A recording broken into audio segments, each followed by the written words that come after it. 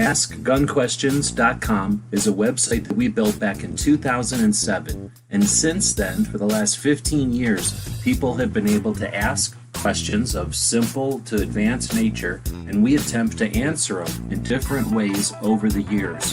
Join us now as we start a new series to answer gun questions. Just notice that there's music in that intro, and YouTube, whatever era that was where they gave us the music to use in intros, they've been, what do they call that, copywriting or trademarking or whatever it's called. One of the ways they take down our shows is to take away the money from them. Not that there's any money, but to remove the whatever it is, ads whenever there's music. And it was like, for years they said, here, use our free music, and then now we use their free music and the intros like that because that's from YouTube. And then now they'll, whenever that we play the show, whenever we start the show, it'll immediately be copyrighted. And any, I don't know if it's super chats because we don't really get those, but I just think that's lame. And I noticed it because it happens on all my shows, and I just realized that there's music in this intro too. Anyway, sorry to ramble there at the beginning on 4th of July. Tony's joining us from New Jersey. We answer your questions. There's people out there already joining us. Kind of went live here at the last second. And feel free to ask questions. And thanks for joining us. What's been going on in New Jersey? Hey, man, I'm glad to be here. Thank goodness. Happy 4th, 250 years. This is the second one I've been at. I was there for the bicentennial as a kid, and I remember all that hype, and it was great. And this depends on the media sources. This is pretty hyped up too, and I think it's cool. I love the fact that we have the World Cup going on, so people from multiple countries around the world gets to see how America celebrates its 250th anniversary, and I think that's just freaking awesome because the positivity I'm getting from around the world from content creators is amazing. I'm sure there's somebody that's making a video talk about how America sucks as they spend massive amounts of money to watch a football game or soccer game, as they call it. I mean, as we call it. But it's like, yeah, it's pretty cool. And being here in Jersey, people are out celebrating because, of course, New Jersey is very important in the history and establishment of America. So there's stuff going on here, and I decided it's hot as hell, and I don't need to participate in any of it. So I'm sitting in the house. I'm drinking non-alcohol beer because really, if I'm drinking alcohol, it's going to be sipping something like bourbon or scotch and smoking a cigar. But if I'm not doing that, I really don't drink alcohol like that. So I'm sitting here chilling out and enjoying myself in the air conditioning. America, baby. Right on. You gave me a bunch of stuff to riff off of there. So hopefully people will join us today in the conversation. If you haven't been here before, we're not like, we don't have much of an agenda other than to answer questions, I guess, technically. Occasionally somebody will ask us a question, I guess. Earlier days of the show, it was more of a stream of questions. Actually, I haven't looked at the spreadsheet where the questions come in like a year. So there actually might be questions coming in from the website. But all that being said, Tony gave me a bunch of stuff to talk about there to start with.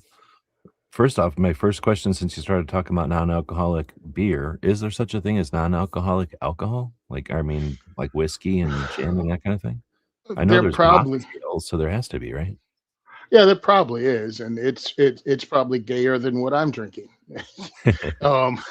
Because that's the exact thing my wife said when she saw me buying it. She was like, "That is so gay," and I'm like, "Dude, I get it, I guess, because of the refreshness of the bubbles, but the part of the beer part, I'm not a beer fan. So I mean, I'll drink a beer, but half the reason I'm drinking a beer is to get that like beer level of buzz that you get off of a beer, which if you're sitting there eating or hanging out with people or something. I don't like to get drunk, and I don't mind a beer, because you can sip, you can drink a beer as fast as you want, essentially. But have I mentioned it before? But I've been on a kombucha. I don't know how to say it, but I'm on a kombucha kick, and trying the different, basically fruit flavors of it, and then occasionally like there's a root beer one that I'll get.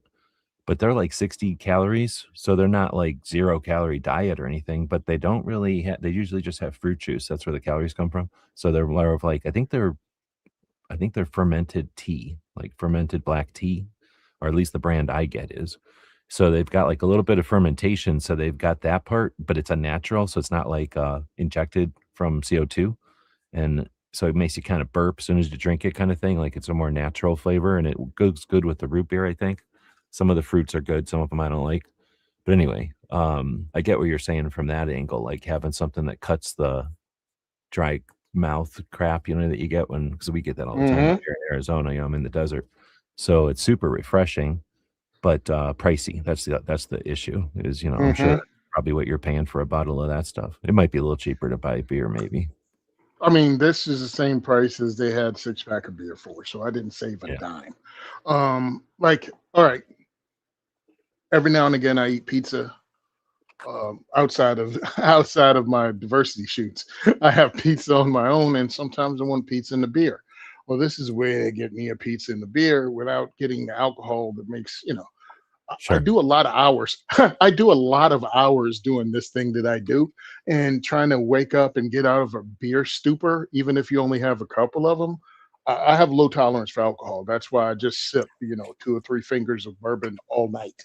Same thing with the beer. If I have like 2 or 3 of them, which beers are very easy to drink, again, I have to deal with my body's reaction to the alcohol. Again, I don't get blotto, I don't get drunk, but it still affects me. And I can do without it with this, and I'm cool. All I have to deal with right now is my wife laughing at me.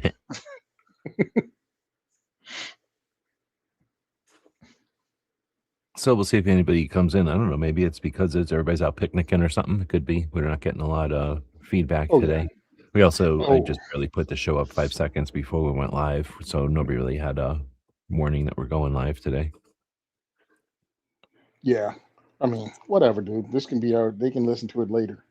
Yeah, no. Well, this is the thing. Right now, I'm pretty sure I have it set up to kind of like have a robot vacuum it up off of YouTube and put it into a podcast. And my next step is I'm going to try to get it to go from a podcast, like write everything down that we said, or at least summarize it into a blog, so that people that want to maybe read what we've been talking about can do it. Yeah, that's cool. So fine, yeah, let's say something deep and amazing, so they're like, oh man, this is the best thing I've read since the Declaration of Independence was written. It'll be that kind of show, since most people have never read the Declaration of Independence anyway, and I can't remember it. I know I suck. I was at Full Send Freedom Fest, a month ago or last month? Couple weeks back, right? 3 weeks. Yeah. It was in June. Yeah, beginning of June. Kevin Dixie was one of the speakers. If you don't know Kevin Dixie from No Other Choice Firearms Training or Train and Learn, you should. Great guy, really smart, great speaker. And one of the things he said, I don't know if I talked about it before because I talk about everything, but one of the things he said was, a lot of you people consider yourself Second Amendment advocates, but you don't know the slightly over 24 words of the Second Amendment. And he asked anybody to be able to say it, and one guy was able to actually stand up and quote it. And unfortunately, that guy wasn't me. So when my speech came up, like 2 or 3 people later, I brought it up because, it's fine. I mean, I'm pretty much mostly honest when it comes to my speeches, or even, it's not like you're meeting a different person in real life. You know what I mean? When you meet me. And I was like, hey, I don't know all the words to the Second Amendment, but I also don't, I said, but I enjoy that right. But I also don't know the 14 herbs and spices and KFC chicken, but I enjoy fried chicken. So you can enjoy something without knowing everything that it's made of, and I can fight for it too. So that's what I've been doing for 15 years. He started laughing. I was like, hey, it is what it is, man. I don't know all the words, but I know the spirit behind it, and I know that we have to fight for it. And, not knowing the words, yeah, it's indication. That's kind of sloppy. Yeah, you know what? I don't care. I've dedicated enough time to it that I can be forgiven for not knowing the words. I've put in work. That's an interesting point too. Like I get Kevin's point that Katie's point that like as someone who you don't want to take things for granted, I guess, as someone who's working for something, like like know what your goal is and like precisely what your goal is. So that is a good, I guess, like thing to remind people. But at the same time, it's not an obligation, and you know, there's no. It's up to you how much like you're going to put into it. Now, if you would have been, I don't know, writing something, recently where you had to write it down on a piece of paper with your pen or something, I mean, you'd know it. Hmm. And that's just our Oh yeah. brains. Like you just haven't read it in a while. I mean, you could probably, think about it for 5 minutes and figure it out because it's not that long and you've said it enough times. But you know what I mean? Like most people that haven't, I wouldn't expect them either. Well, here's the thing: try to read the First Amendment. I mean, First Amendment's a pretty important one.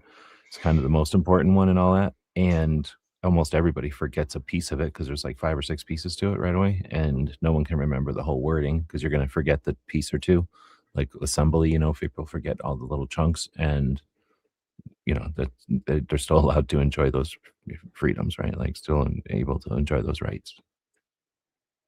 True. That being said, one of the things that gets me on the fourth, and I don't know if I'm sure we brought it up before, but not in a while at least. And since nobody's saying anything, well, we shouldn't say nobody say anything. I don't know how to say this, but whoever RF is, they said Spaten. I don't know if that's a swear or if that is Spartan. The only thing I could think of was like this was a Spartan energy drink. But I asked folks, what are you drinking today? Since we were talking about drinking a little while ago. And that's the only comment we've had so far. But since we haven't had any comments, one of the things that comes up on Memorial Day and 4th of July for sure, every once in a while, something else will be patriotic-ish. September 11th kind of can get patriotic depending on the anniversary it is and stuff like that. So the flag code, right? There's I forget now Mhm. when it was created, but at some point somebody, Betsy Ross or whoever made the flag, and then it's been updated a number of times depending on how many states we stolen from other countries or whatever we do. We fought for other countries to steal these states from them, and we put them on our flag as a star, and then we changed the union, right? And I guess the last time was Hawaii, and it went to 51, and the flag that we're all familiar with today until we steal what Puerto Rico or something and add it there, or maybe Well, Guam or something. either Puerto Rico or what is it, Greenland? Oh, forgot about Greenland. Oh yeah. Yeah, yeah. And then if they count like the Gulf of America as a state, we'll take that as a star, but whatever. So there's this flag code, and it's essentially, I think there's actually some teeth to it if you're in uniform and it matters, like you can get in trouble for real.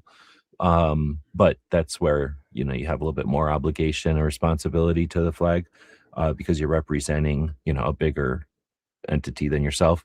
But in normal life, it's just a guide, essentially a code that we can use to be uniform and to show respect, so that there's not just willy-nilly whatever. And it's useful for parades and for hanging so that it doesn't get sloppy.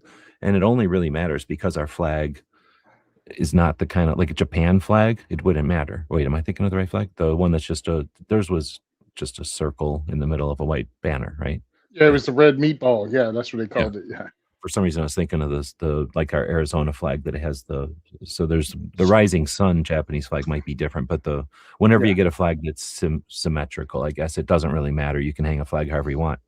But when we have a flag with a union on one side, all of a sudden it kind of matters, because if you care, then it matters which way you're putting that blue part. And there's a little bit more to it, because in the flag code it says stuff like don't wear it, don't use it in advertising, don't lay it down, don't use it as a ceiling. Basically don't do things that would get it dirty, essentially, like don't put it in places permanently or hanging or for display where it's going to get dirty. And when you do hang it, they want you to take it up and down or have a permanent light on it. So there's some, like I say, some uniformity there and some respect, I guess. And then there's things like clauses that say when it gets tattered, like that, should be Hmm. replaced. And then, the ceremony for how to replace it, I think, is all in there. And that's what it is, right? It's just a suggestion for a lot of people. So for me, it's something we learned in scouts. We might have learned it in school, maybe, but I think I just learned it in scouts. So it was something I knew. And in scouts, we also were responsible every once in a while for burning them. And in Civil Air Patrol, like we would burn them once in a while for people that turned them into like the VFW or the Scout Troop or something. And maybe once a year or something, you'd have a ceremonial, respectful burning of all the tattered ones. So I knew about that, right? I knew that was a thing. And obviously anybody who chooses to participate is welcome to, but it's no cost or anything, I don't think. But it's no obligation either, right? Like if you throw it in the garbage, who cares? And if you just leave it out tattered, nobody's really going to care except for some Karen or something. So that's where I was going to put it. Like I'm a advocate of the code. I like the concept of the code. And if we don't want the code, then we can delete it. Like we're allowed to do that. But the thing is, nobody has any ambition to remove it, right? So it still exists. And my kind of feeling is, since it exists, we might as well oblige to it or whatever, comply with it, because there's a way to hang the flag, for example, and things like not wearing it and stuff. Like I'm like, all right, I'm okay with that. So if you'll notice, I don't really use the flag that much ever, and it's never been an issue. Every once in a while, you get somebody who's like, I don't know what the word is for so patriotic that they look at you funny if you're not tattooed with the flag or if you're not wiping your ass with the flag. And in a respectful way somehow, right? You know what I mean? Like they just do whatever they want with the flag, but because they're so patriotic, then they don't give a shit about the flag code. Like you're not patriotic because you're not waving it as much as them. So, I have run into that over my life, I guess, a few times, but rarely. I'm just saying those people exist. They're not like everywhere. But more often it's just people who don't give a shit. Like they're never going to buy a flag. They could care less about the flag. Everything's taken for granted. I'm sure it's better in another country. Like, who cares about the flag? You're crazy to volunteer to do anything for this country, that kind of shit. I don't even want to pay taxes, right? And fine, like I don't care. People are allowed to be like that. I'm just acknowledging that that's what most people stand. But I don't know. Have we chatted about this before? Like, nothing really instigated it other than it's the 4th of July. So if you go to like a car lot, often you'll see so many fucking Chinese flags everywhere that it makes me want to vomit. That one, they bothered to buy these things from China and they don't even give a shit about the flag code when they're using the flag to, basically exploit the holiday or whatever. But anyway, that's something. No. See, that's personal for me, and not to be blown off, because my mother worked for an American flag company. And they lost money to the point that I think they went out of business because America. What? I'm not paying extra. I'm not paying extra for an American flag made by an American company in North Carolina. Sewn out of materials. I can get one that's printed and silk screened or whatever. Yep. So yeah, I get tired of hearing, bull crap too, as they sit there and wave their Chinese flag. Like, and then the guys with pickup trucks where they put a flag on the back, and now they've switched to Trump flags at least. And so, one, they let everybody know they're into Trump, and two, at least it's a Trump flag. It's usually an American flag with Trump written on it, but then instead of just the American flag, so it's not really an issue anymore. But anyway, that's the other thing. When you drive around with a flag, and this was more of an issue, like you said, like in the 200th anniversary, or every once in a while, like on the 4th of July, people will buy the little plastic ones that you jam on your windshield or on your, somehow you jam them in your window so that it like sticks in between the window and the door. And it, so it kind of looks like a presidential thing, or they stick them on their antenna. And, I get it. Like, you're waving a flag, but again, you're buying Chinese plastic, which was just, had no respect at all. They're probably laughing at us because they're making so much money on those little things, but then it just gets tattered immediately, and it just looks like shit after about a day or two. Plus, you have no right to fly it on your thing. You're really only supposed to be putting a flag on military vehicles or government vehicles.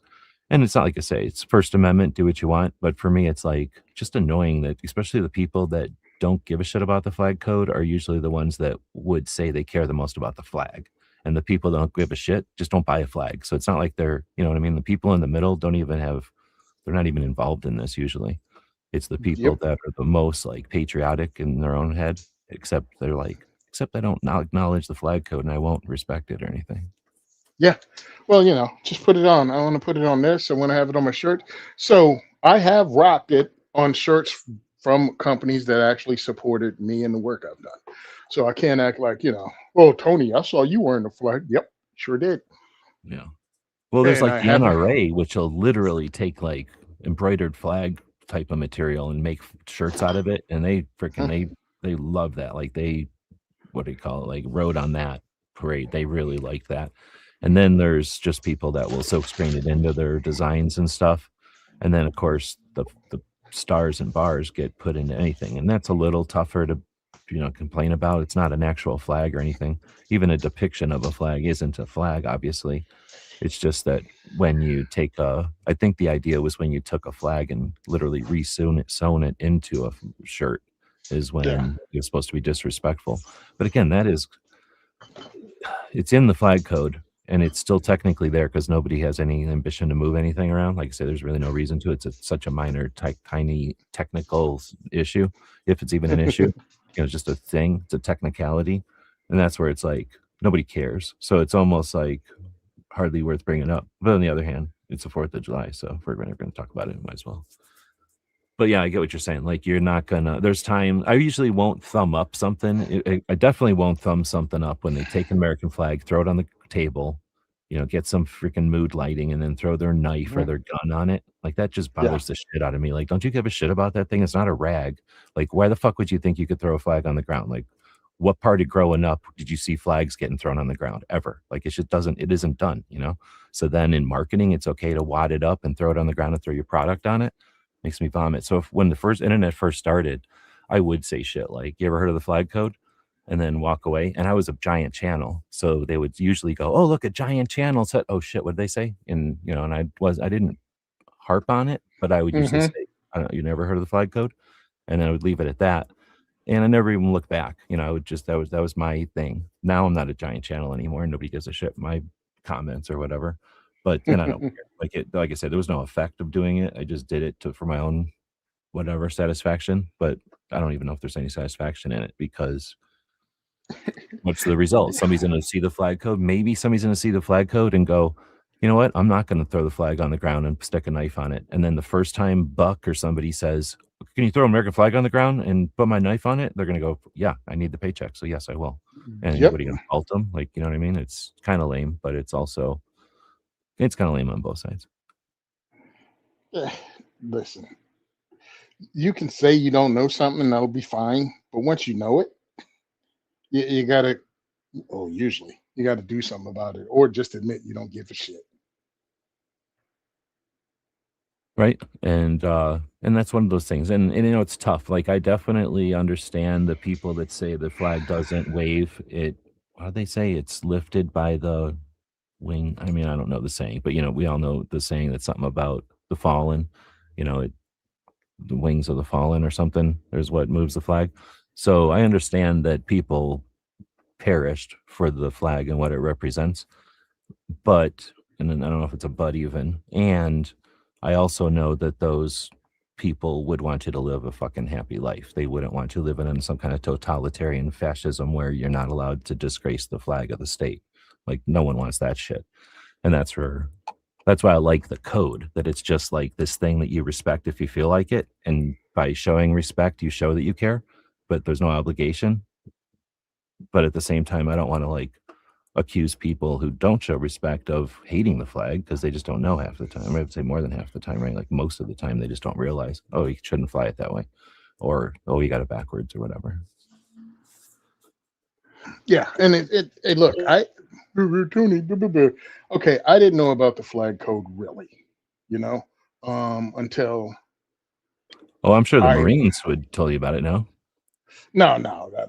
Oh, really? Look, the drinking through a fire hose that happened in Marine Corps boot camp, I'm sure lots of things fell through the cracks, Oh, sure. But as far as the colors and stuff, like retiring them and how to fold it and all that, yeah, you guys did that stuff. I mean, that happened. Well, the folding of the flag, it didn't happen in boot camp. That happened when I had duty for the first time, and you get that whole thing, freaking power blasted. This is what this is. This is what this is. Plus, I also had OJT. It's not history class. It's OJT. Yeah, 100%. And then I had my time as in junior ROTC, which was 2 years, I think, 2 years junior ROTC, where we did that. So I probably learned flag code then, but the million other things that have taken its place. Sure. Same thing with polishing your shoes and how to crease and where ribbons and shit go that you don't even own yet. Oh yeah. And where ribbons go or stripes go that you don't own yet. All that kind of stuff. Oh yeah. Uniform stuff, yeah, because again, I was in Army Junior ROTC, so I learned all that stuff for the Army, and then I joined the Corps, which has its own, patches and everything else. So, had to learn that, and then I got out, and I don't have to remember any of it. I'm a civilian now. Who cares? The funny thing is, I've won something here, or was awarded something. I didn't win it. An actual medal on my job, and it actually comes with a physical medal and a ribbon, because usually it's officers that win it, get awarded it. So I thought that was pretty cool. I'm like, what did I put it on? Do you have something like Class A's that you have to wear every once in a while or anything though? No, sir. Oh, okay. I'm just a fat old civilian walking around in an institution. So, but I got it was pretty cool to be awarded that, but it's like, well, what are you? All right, I'll leave it in the box. You know what I mean? I'll leave in the box it came with the certification. That was one of the coolest. I don't think I've ever mentioned it ever before, because it was just doing my job. But it was cool to be recognized. It means absolutely nothing. I got yelled at the same day. I got yelled at the same day for doing something hours later. So, I mean, that and a cup of coffee. $1 get you a cup of coffee kind of thing. Yeah.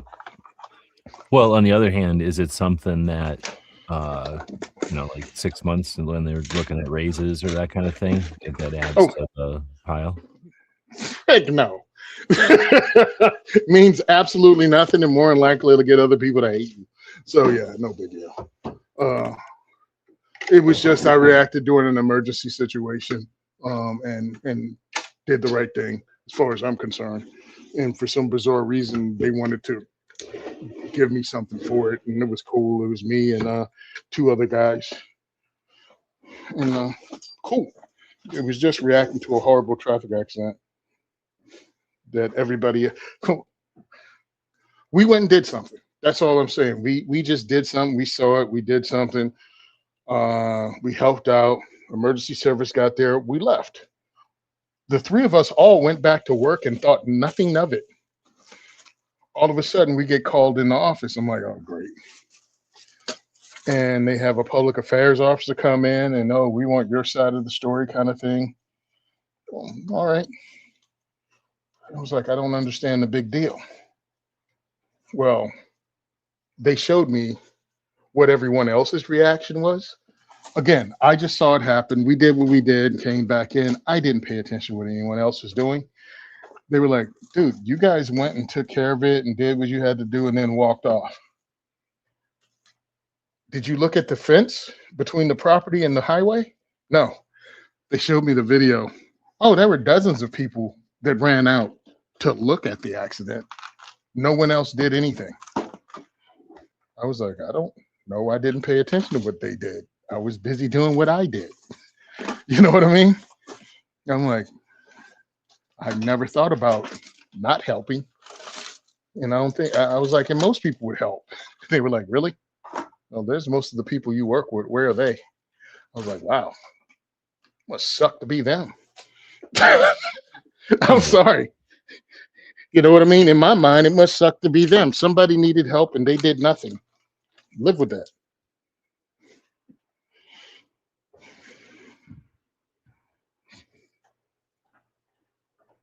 To me, that was important.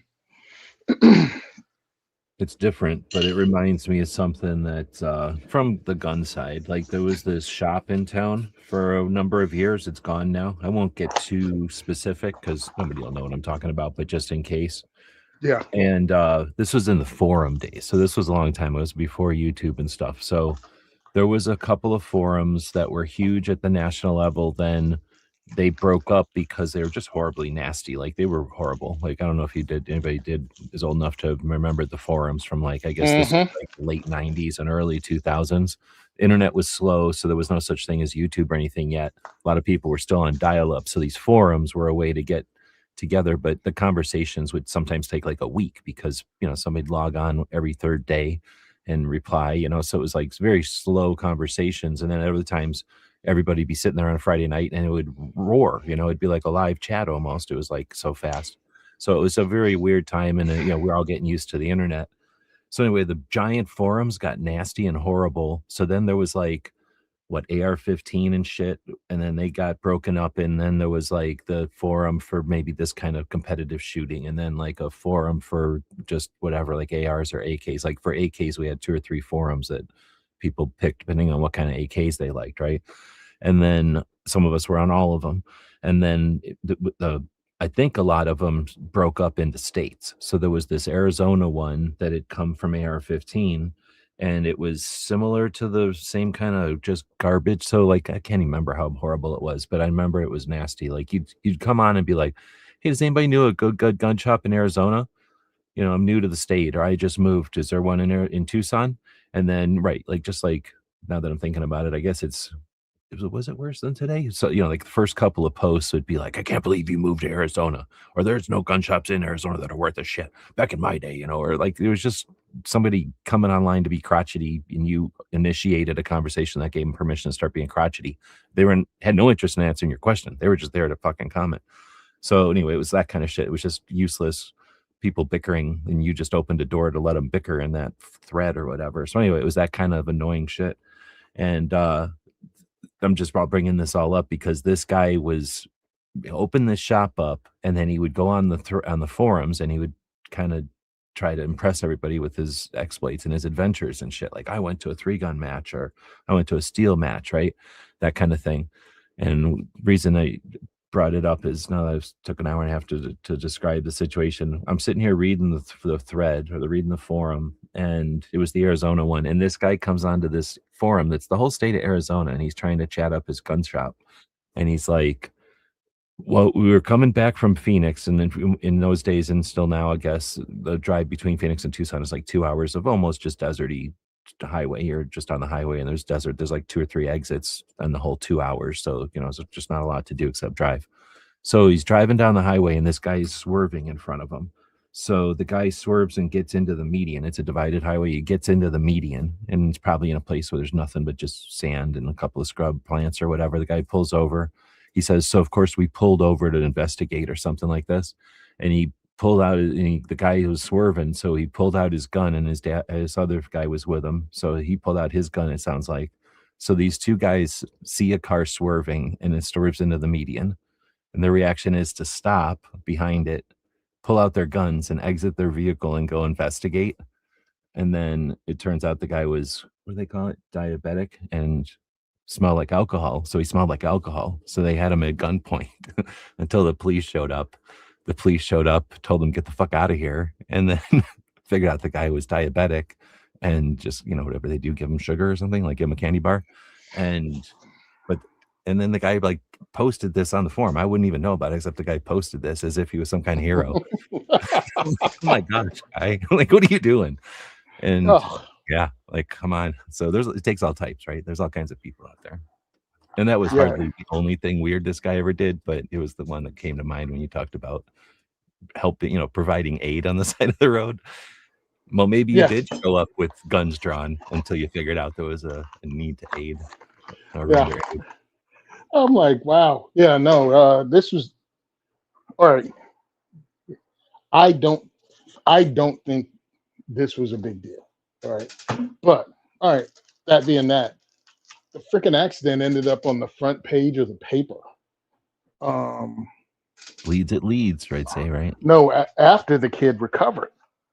One of the kids, what happened? The vehicle flipped. All right, whatever happened to make the freaking like F-250, 350 flip upside down. It also hit 2 other cars coming in the other direction. They went across a wide, and I mean wide, grass median, 30 yards or more. Boom, bow, flip, da-da-da, hit 2 other cars. So we were making sure people in all the vehicles were. Well, however this kid flew around into the car, he ended up getting his face wedged between the seat and the B column, like wedged. Like where the shifter would be? No, B column, behind the passenger and driver's seat. Oh, I got you. I got you. Like where your Right. seatbelt goes up to and your Yeah, shoulder. yeah, yeah. I might got the column wrong. All right, so I don't know. But he's wedged in there, and Oh no, I thought you we said couldn't. knee. That's all. I thought you were talking about your Oh, knee oh, up there. oh no. So now the vehicle's upside down and on fire. So I was able to get the fire. Everything worked out. I was able to get the fire extinguisher over the fence between us and another guy. He jumped over, and him and the officer that responded out of nowhere. Don't know where these people came from. There was an actual police officer from Trenton that responded, and he used the fire extinguisher that I chucked over the fence, and the other guy caught and handed it off. And then I went around with someone else who was a volunteer firefighter, and we tried to render first aid to Junior, whose face was wedged in the door, just trying to keep him calm, stop him from screaming, stop him from going into shock. And my partner went around to the other two vehicles and checked the other people and made sure, no one was, well, people were banged up, but no one was like actively bleeding or anything like that.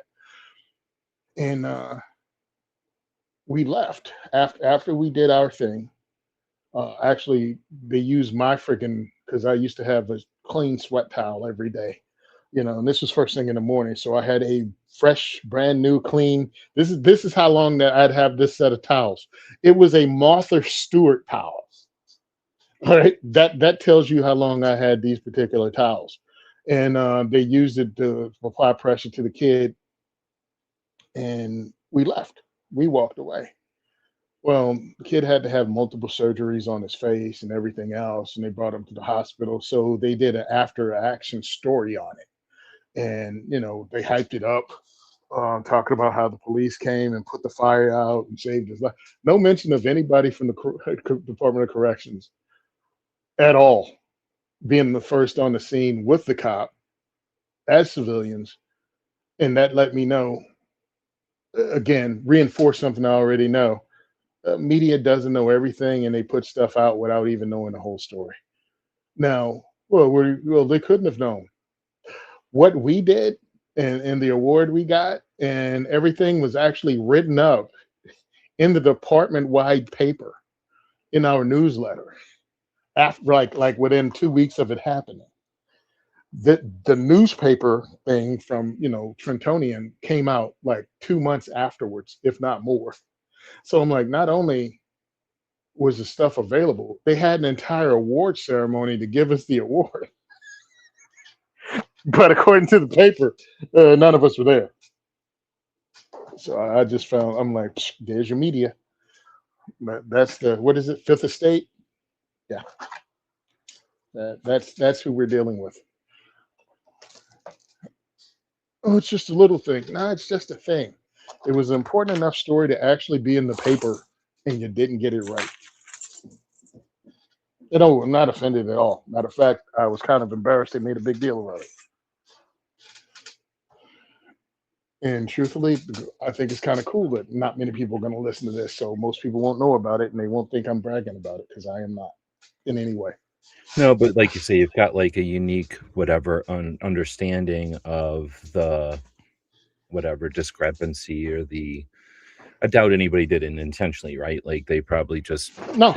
didn't investigate. They did whatever level of investigation and were satisfied and stopped. And it makes sense, I guess, if they got 5 Oh, yeah. minutes, they can't put 20 minutes of details in there. But like you say, now on the face of it, somebody might take a different, I guess, walk away with a different impression of what actually happened.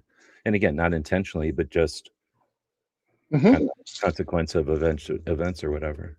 Yeah, I mean, it's not like I go, hey, man, that kid doesn't know everything we did. No, we did what we could do, and we walked off. Now, me personally, in my own life, what I took away from that entire thing was it was hilarious, because this is a 3 lanes each way. So major highway, right? Route 1 running through the middle of Trenton, Highway 1. And because the accident happened, cops came, shut the road down. So, my partner, amazing dude, he went around hustling. I stayed hyper focused on the kid that was wedged in the car and screaming. And he went around to the other vehicles, checking on everybody else when he saw there was nothing else to do. And me and Jimmy, the volunteer firefighter, stayed there did what we did. We finished up. Jimmy said he'd stay because you could hear the fire trucks on the way. So he, fire truck / EMTs. My partner and I looked at each other, nodded, and just walked off, going back to the prison where we weren't going to jump back over the fence. So we had to walk down the road, I don't know, like 300 or so yards in the middle of 3 lanes of traffic with it all off. And I'm walking and he's walking. And then I just turn around and look back over my shoulder, right? And I was like, this is the craziest kind of walk-off movie, the end of Bad Boys. Like, we're walking in the highway and behind us are 3 flipped over cars with smoke curling up. Debris all across the road. My partner reaches in his pocket, pulls out a cigarette, lights it, and we just walk around, walk into work, and go and do our jobs. But I'm like, dude, talk about a cool walk-off, right? It's like, it was just in my mind. It's like, this is crazy. We're walking in the middle of one of the busiest roads in New Jersey, and there's no traffic.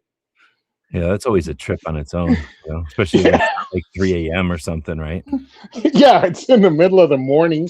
I think before the first, between like 8, maybe 8. Yeah, between 8 and 8:30 maybe. And it's just like we're walking through what was usually rush hour.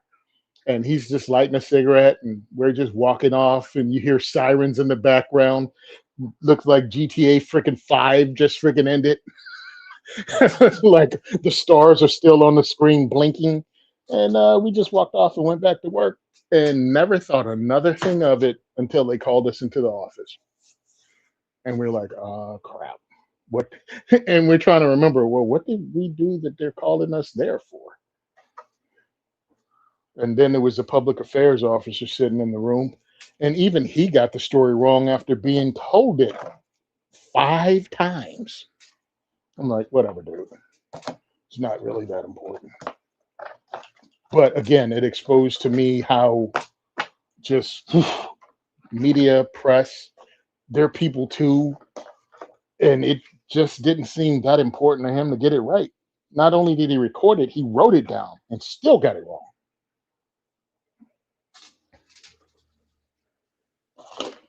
I wonder, who knows? I wonder if there's not some kind of, bad blood between like an editor and the prison, or like an editor and the police department are good friends or something. So it's like, it's not that big a difference. You can nudge it a little bit and it sounds a little better for this side or the other side. So I've got more people chatting in. Welcome everybody. We've got a couple of new names out there. It's always fun to see people joining in. We've got people joining in from the different platforms. I didn't really talk about it, but we're on X today, Facebook, and YouTube. And Awesome I'm in Arizona. Tony's in New Jersey, so we're coming in from all across the country. We got people in Washington and Oregon, as far as I know, and I don't know where some of the other people are from, so feel free to say where you're from if you want to.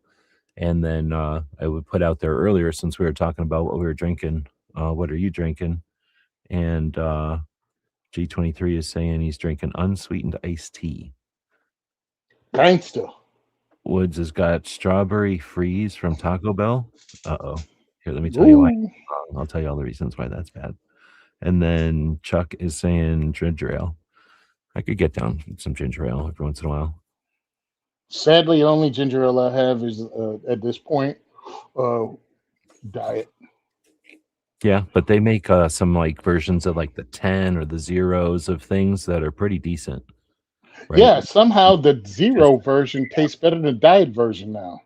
Yeah, I don't know what, I haven't drank them in a while because of what I'm doing. It gives me the shit, so I don't bother with diet sodas. But when I was drinking them, I remember, yeah, you'd have to kind of taste them all. And then thing is too, like some of the diets, especially, they're different if you get them in a can or a 2-liter or something. So sometimes getting them a certain way is fine, and getting them another way is gross.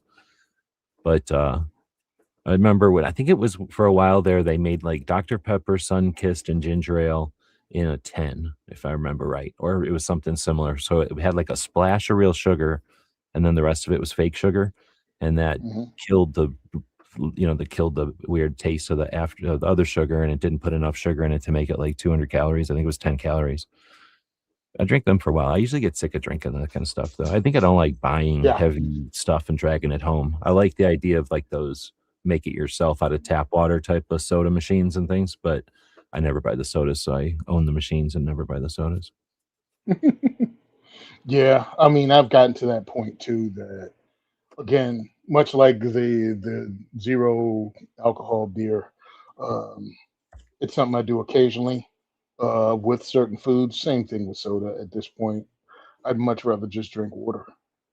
Now, speaking of what Woods is drinking, some kind of freeze. I really don't know what that is, but I'm assuming it's bad for you since it's from Taco Bell. But Hmm. this companies send you stuff when you're doing reviews. So company sent me this thing. It's like a Slurpee machine essentially, and it's like a cup-sized piece that gets cold, and then you pour liquid into it, and it's around that cup-sized thing that gets cold, and the cup thing is spinning. So as it starts to get cold and turns to ice, it turns into a slushy machine essentially. So once Hmm. it gets cold enough, there's blades on it, and the blades push the slushy stuff once it exists. So it's sort of like just moving ice so that it becomes a slushy. So it's a pretty neat little clever little deal. And it takes about 20 minutes to run a batch. We ran it with just some kind of 100% pure juice from the store. I think Knutson's or something. Just some like $5 bottle of juice that was, two ingredients, water and juice. So put that in there, some blend of juices. And it was amazing. Like it was one of the best Slurpee type of things I've ever ate. And then I think we put vodka in it, and it was very good still. So I think that thing is like 100 something bucks.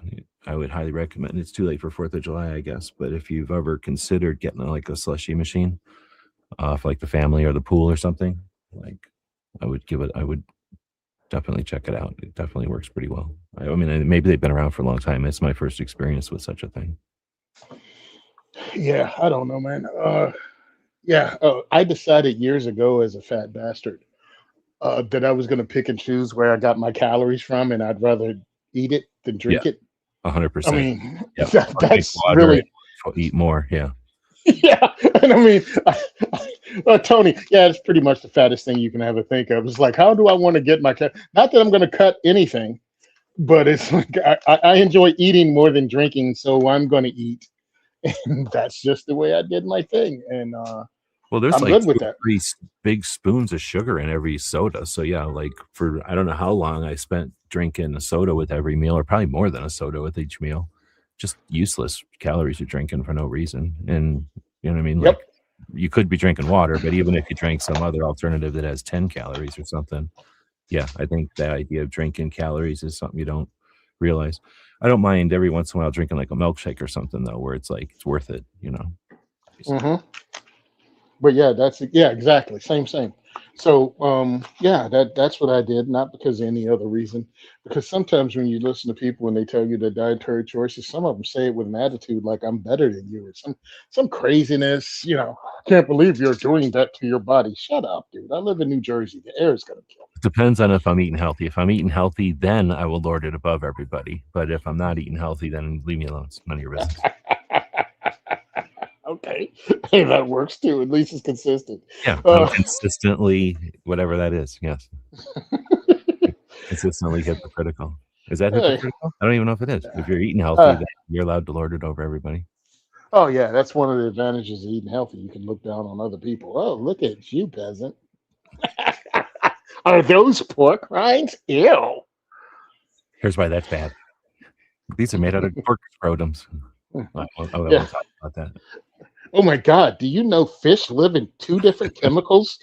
These chemicals kill people every year. These compounds. It's called, I don't know, like it's It's a two certain hydrogen. combination of hydrogens and oxygens. Yeah, it's hydrogens and oxygens, and it's deadly, and thousands of people die a year from it. Yeah, just a Stop now. I've heard that just a cup full of it can kill a human, an adult human. Yeah, people die in it every year by drowning. Yeah. I watched actually. That makes me think of something. I've been scrolling Facebook way too much because of the Facebook is good for guns now. Just if you're a gun person, you're not paying attention to Facebook. Like I don't know if it's the glory days or not, but it's certainly not bad. Anyway, so I scroll on Facebook way too much. somebody, I think it was in Hawaii, but I don't really know where it was. Something like Hawaii, though. Imagine somebody's on a scuba diving suit, right? Maybe snorkeling. I don't really care. But they're stuck their camera in the sand, right? And it's in, I'm going to guess, 10 foot of water or something. Like the guy, whoever it was, he could have stood up and the water would still be over his head, right? So he was in kind of deep water, but it was 100%. You could see the sun through it and everything. And when he's doing it, he's essentially in the water by himself, right? Like nobody's around. He swims away, and almost immediately a big school of fish comes over to see what the hell he put in the water. And then a big shark comes by and like turtles and all this stuff. And I'm like, wow, this is amazing. Like, and the whole point of it was like, I think it was like a 45-second video, maybe compressed a little bit. But just as soon as you go away, like how much fish, wildlife, whatever you call fish life happens in the ocean. And at least around where he was. And I was like, when people say like, I'm not drinking water because of fish pee in it, like, man, I'm like, okay, I kind of agree. I wouldn't want to drink that water either. Like that is disgusting. Like multiple schools of fish and giant fish, and who knows what they got to be horrible. You know what I mean? Like their poop is going to be gross. So, yeah, I can understand why you'd want to definitely filter everything coming out of.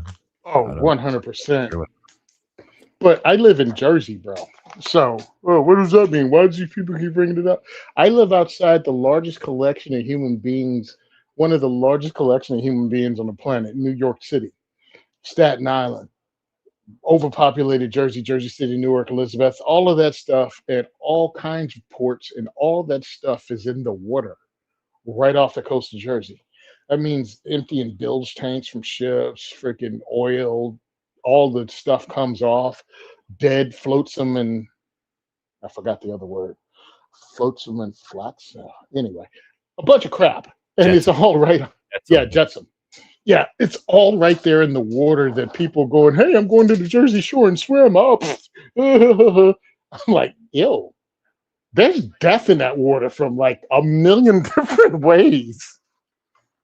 Yeah, so I was never a Jersey Shore guy after I moved here, and that whole culture of we go to the Jersey Shore. I'm like, yeah, nah, I'll skip that, chief. I don't want to overpay because you have to pay for parking. You also have to pay for beach access, and then you got to pay the overpriced prices there. And God forbid, if you're a smoker, you will instantaneously get an expensive ticket for smoking on the beach that you paid to get on. Like everything about life that shouldn't cost you anything in Jersey does. So flotsam is like if a boat sinks and all the stuff falls off of it, like if it was a boat full of bananas and all the banana fell off of it, that would be flotsam. And then jetsam is like a boat is about to sink and they're going to throw all their cargo overboard so they're lighter weight, and they threw all their oranges overboard. That would be jetsam. So I guess it's the stuff that was in a boat that's floating around now, and it's about intentionality, either unintentional or intentional, but essentially it's the same thing. The stuff from the boat floating around in the water. I just read that. Okay. No, that's pretty cool because I didn't know that. And exactly, I mean, truthfully, like that happens all the time, I bet, when you live next to the water. Oh yeah. I mean, we see, stuff gets dumped. I saw one where the ship containers are being tossed off by the ocean. It was like strap broke, and I forget how big those shipping containers are. Just blah, blah, blah, blah, blah, all fell in the water. Oh, man. And I'm like, that is crazy because, depends on where it was going. That could have been somebody's entire world's possessions or the future of their company or any of that. Like a whole production run of something. Exactly. Yeah. We're going to make it. We finally sold to whatever, and we're shipping it over there, and we're going to make a ton of money, and the family's business is going to live another generation. Hey, yeah. Yeah, it's all gone. It all fell on the bottom of the water. Then it floated and sunk a cruise ship. So the good news is you're not liable for the cruise ship. The bad news is good news and bad news, Chief. You don't have to find buyers for every individual piece now. You're just gonna get what the insurance company will pay. Yeah. All right, so we have some real questions here. The first one was from G23, asked earlier if you're going to go to Goals. Aren't Yep. you speaking I, goals? I'm speaking at goals, baby. Can't wait to see you guys there. I don't know if G23 is going. Is he going? It's in Iowa this year. In Yep. It's the first of in a couple of weeks. It's in the 1st of August, right? 1st of August. Yep. In Des Moines. Yes, I said that way intentionally. Des Moines. Des Moines. Des Moines. Because I got class, I don't know baby. what that is. What is Des Moines? Is that French? Maybe that's probably French. Oh yeah, more than likely. Probably the name of a fort or something. And then we've got, well, because a lot of times stuff was named after the Native American stuff. So I don't know if Des Moines maybe is a tribe out there, but I think it sounds more French than anything. But I don't even know if I know. I still debate whether or not Iowa actually exists. A lot of people will suggest there's just a fancy mirror on some of the highways and a truck stop that Mhm. gives it the illusion that there's a whole state there when you're actually just going between Nebraska and Illinois. Illinois, you ignorant. Illinois. Yeah, Illinois. Don't you know nothing? You're so ignorant. So what's Yeah, the go ahead, man. saying? Gun question: is 38 still viable? 38 special still viable considering the many micro wonder nines? I feel like he's baiting us with this question. Of course he's baiting us because it's him. No, 38 special is totally dead. Human beings are somehow built totally different than they were no more than 20 years ago or 30 years ago when 38 special was freaking the choice of people, regardless if they said they carried 9 or not, they were lying because NSSF actually keeps numbers, and 38 special was the highest selling caliber out there when it came to handguns. But yeah, people are totally different now. Only 9mm will drop them now minimum. People will shrug off 38 special. Man, Well, human beings are. What's up? well, I was gonna say this. I have been to Dragon Man's. I was gonna shout out Dragon Man's anyway because it's the 4th of July and everything, and he has an awesome museum. We'll chat about that in a minute. But Cool. going to Dragon Man's, one of the things that he has there is uniforms, lots and lots of uniforms, and the Mhm. mannequins for those uniforms. He talks about it in the tours all the time. He'll be like, notice these World War I uniforms and the size of the people. Like, I didn't just get smalls. Like, this was how big people were back then. These were like, average. And then same thing, like World War II, a little bit bigger, but we're definitely much bigger people. Like, physically, we're bigger people than World War II. Think about our grandparents and stuff. Like, most of us are way bigger than our grandparents physically. So it's our food, right? You know what I mean? We eat way better food than anybody else has ever ate in the whole world ever. So we are bigger. So I will give to some extent, to some credibility to the idea that what used to work for what calibers were able to do to smaller people there is a fact that we are bigger, and a bunch of us are just fatter too. So I mean, that is a thing. Like, there could be a fat criminal, and that's sort of like having a lot of padding. I mean, even though it's debatable, you know what I mean? It's not really, but you know what I mean? It's also more difficult to stop a giant thing than a smaller thing. But anyway, I'm just throwing that out there as, like, again, like, So, yeah. I mean, let's be truthful.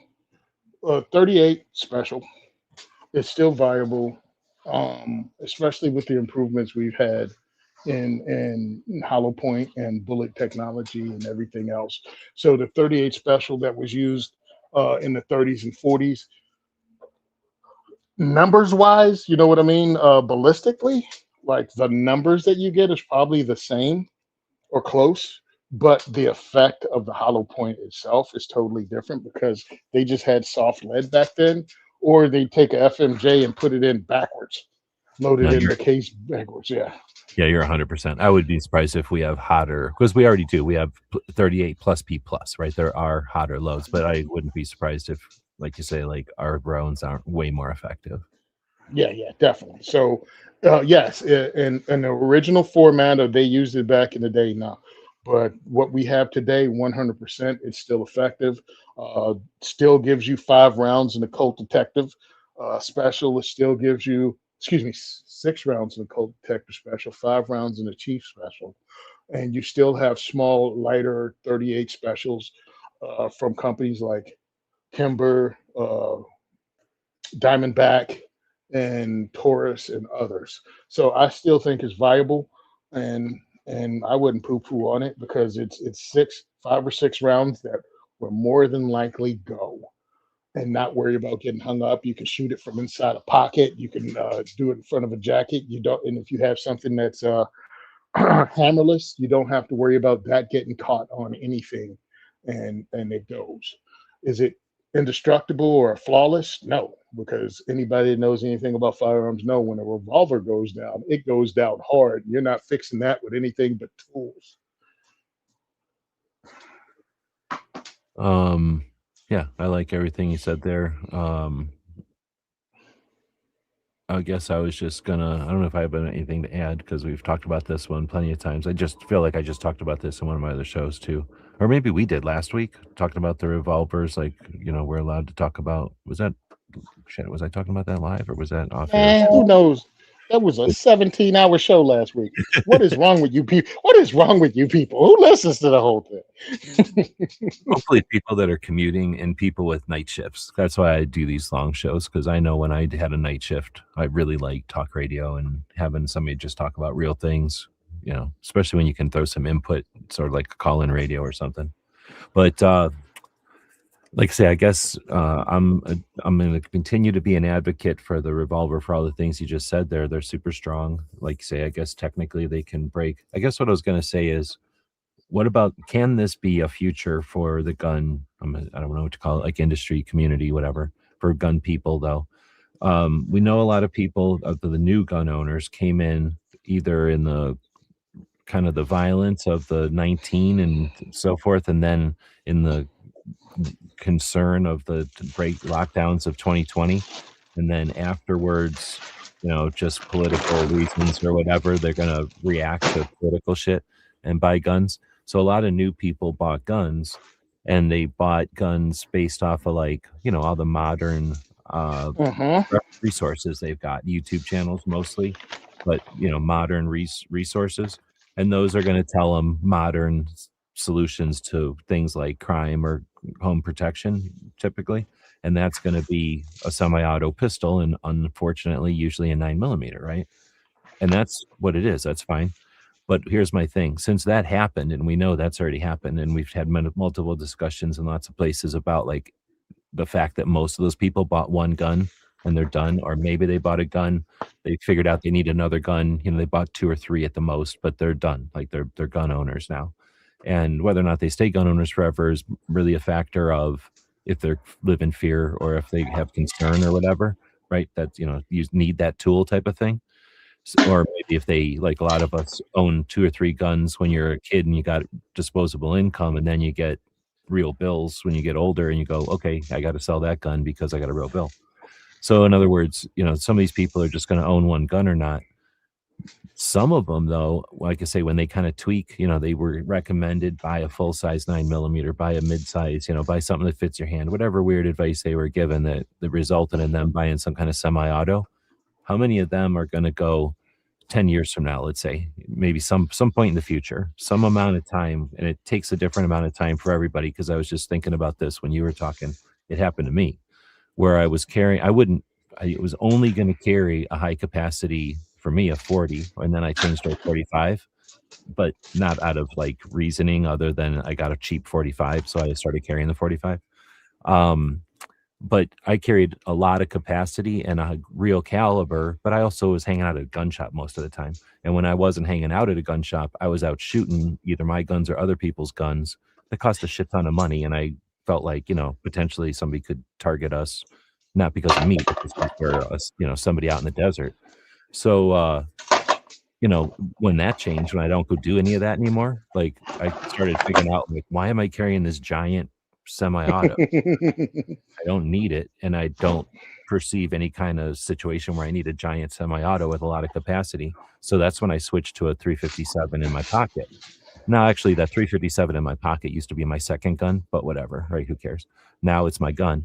And I'm wondering, somebody mid-sized person, a regular-sized person, has been carrying around this fit full-size, mid-size, whatever they decided on, 9mm probably.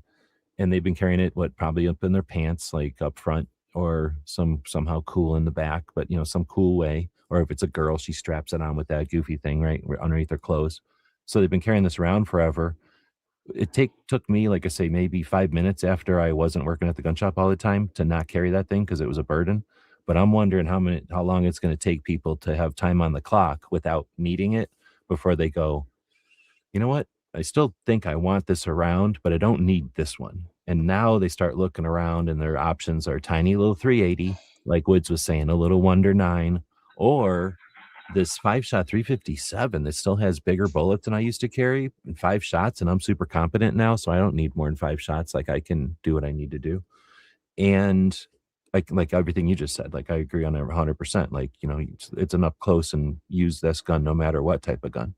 So I wonder how many people, I guess my big long question here is how many people are going to come around to a revolver after a few decades of carrying a big ass block E9, whatever millimeter around.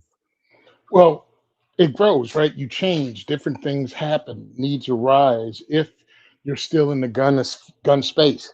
Now, yes, a lot of people purchase firearms during the mostly peaceful protest, and they did it because of fear, out of fear, during the lockdowns and afterwards with the craziness.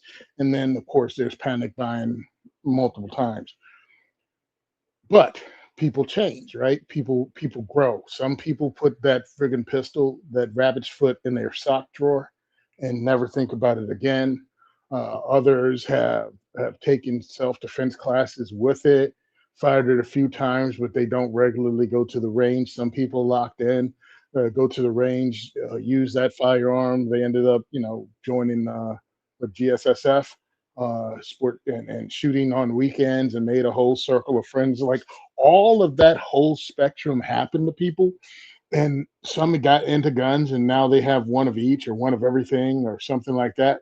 So it's a constantly changing. Like I came in and I had a revolver, but let's not even talk about that. Let's fast forward to when I actually purchased a revolver for diversity shoots.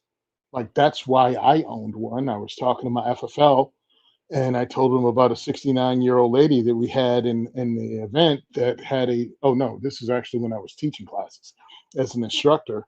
She had a hard time racking the slide on a Glock. And it wasn't because, the whole push pull thing, because we had that technique down that we tried to teach her. She didn't have the grip strength in her hand to hold onto the slide.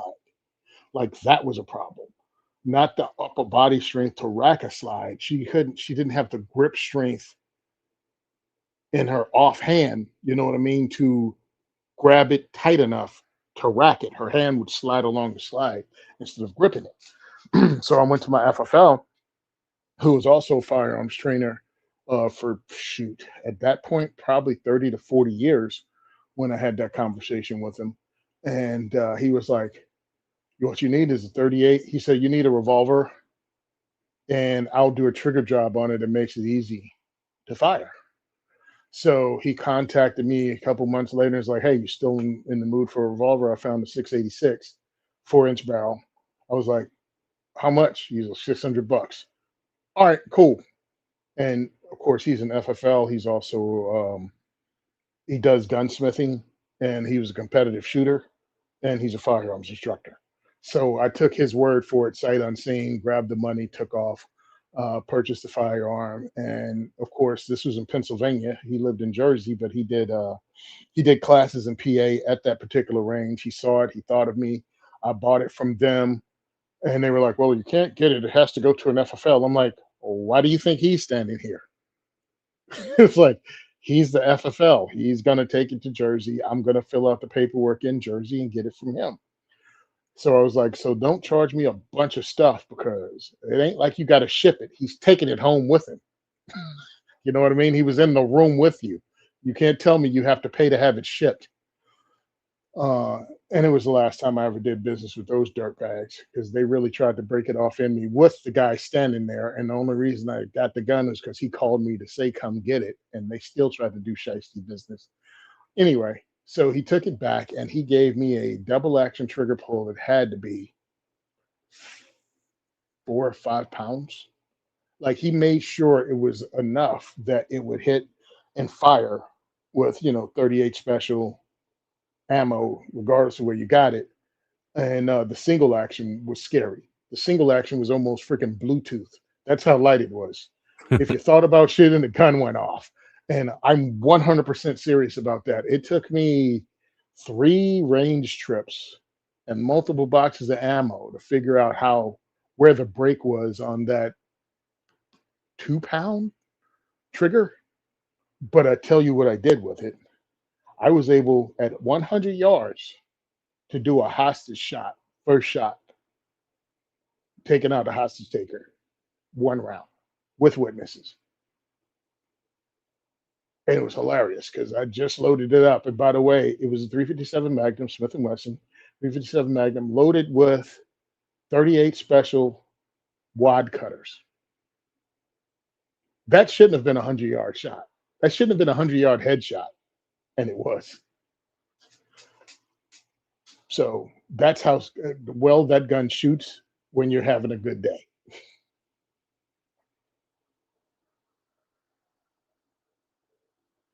But I took it to the thing and people love it.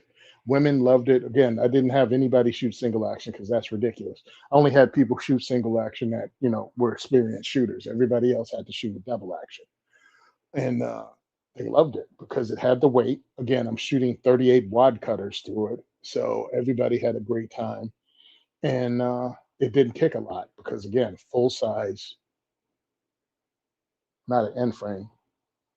Is it an end frame? 686? No, end frame is bigger one. 44 Magnum is an end frame. Track of them. Yeah, it's an L frame. Anyway, everybody loved it because it was only shooting 38s. I think I only own like a couple of boxes of 357 Magnum, and I definitely am not putting in that because my whole thing is not to stroke people's egos or show you how tough guy. My thing is to show you what a revolver is like, a well-made revolver. And with that trigger job, it was amazing. And then, of course, I sent it over to Patriot Gun Polish. And he took care of it for me. And if you guys want to check him out, he's down in Florida. Cool dude, Marine Corps veteran. And I told him what our mission was, and he actually did it for free.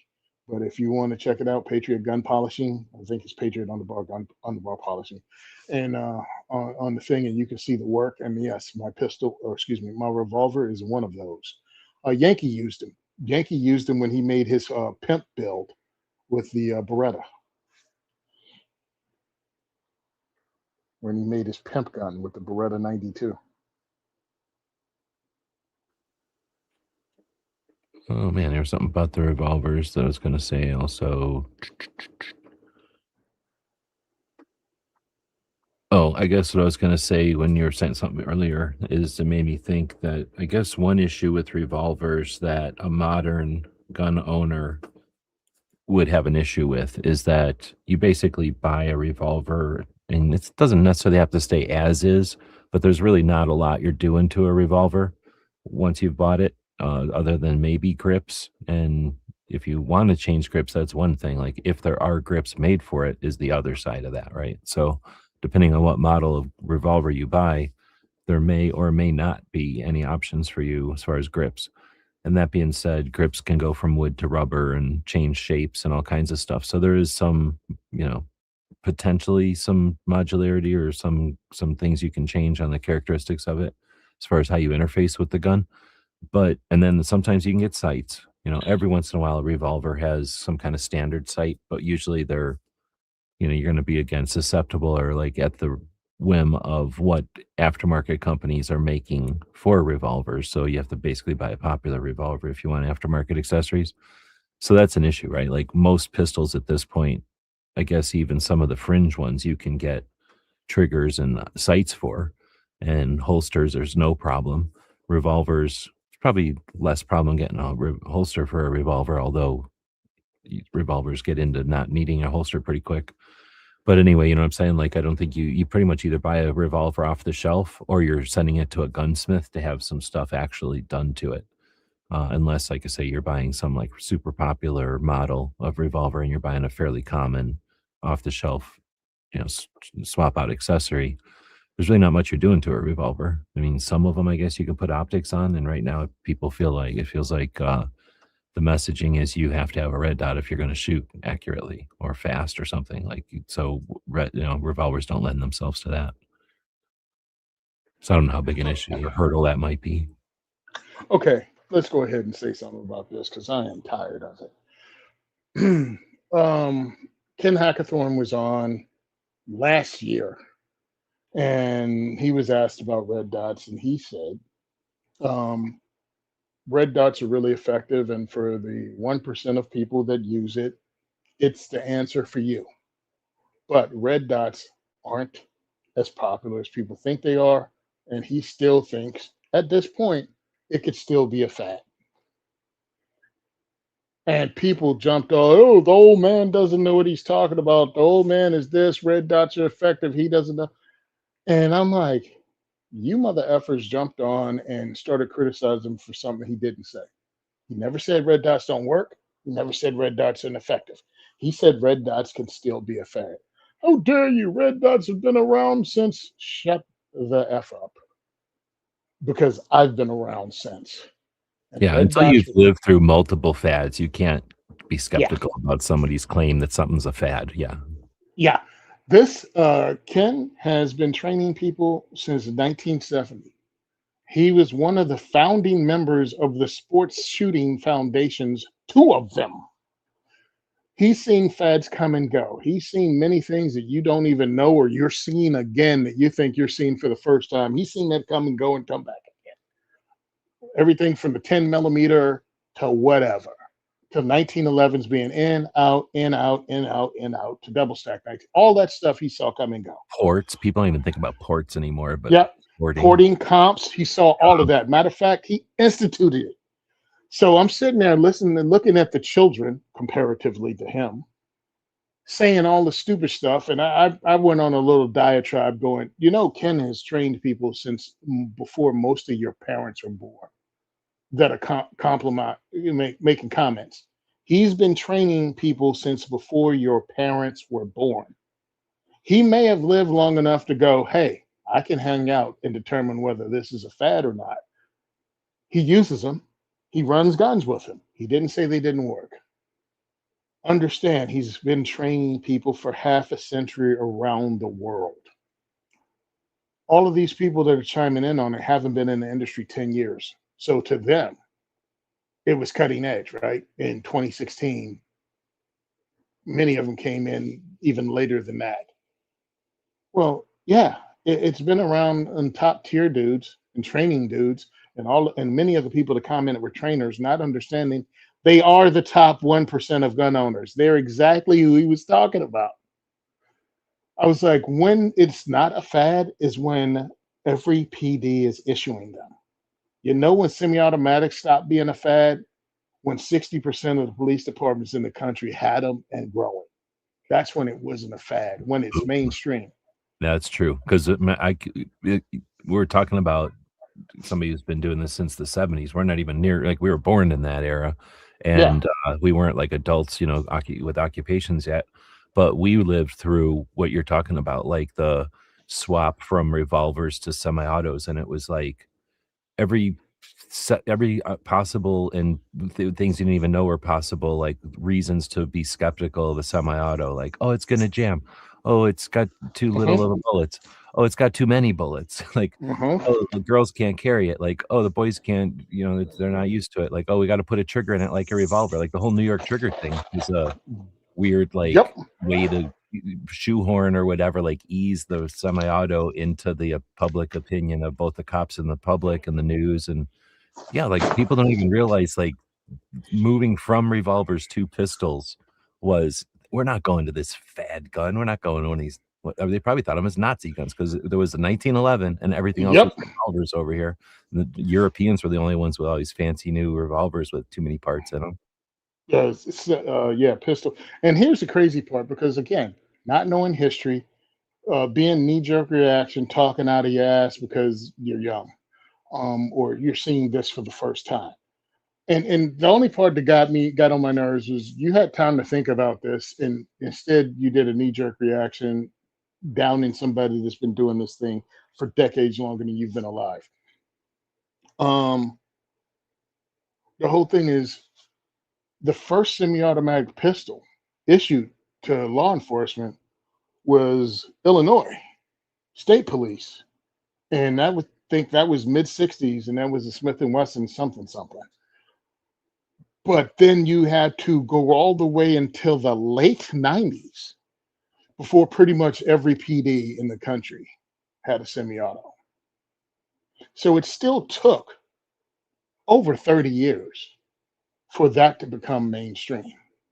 And to act as if a red dot, which is electronics, is somehow this mainstay, it's not.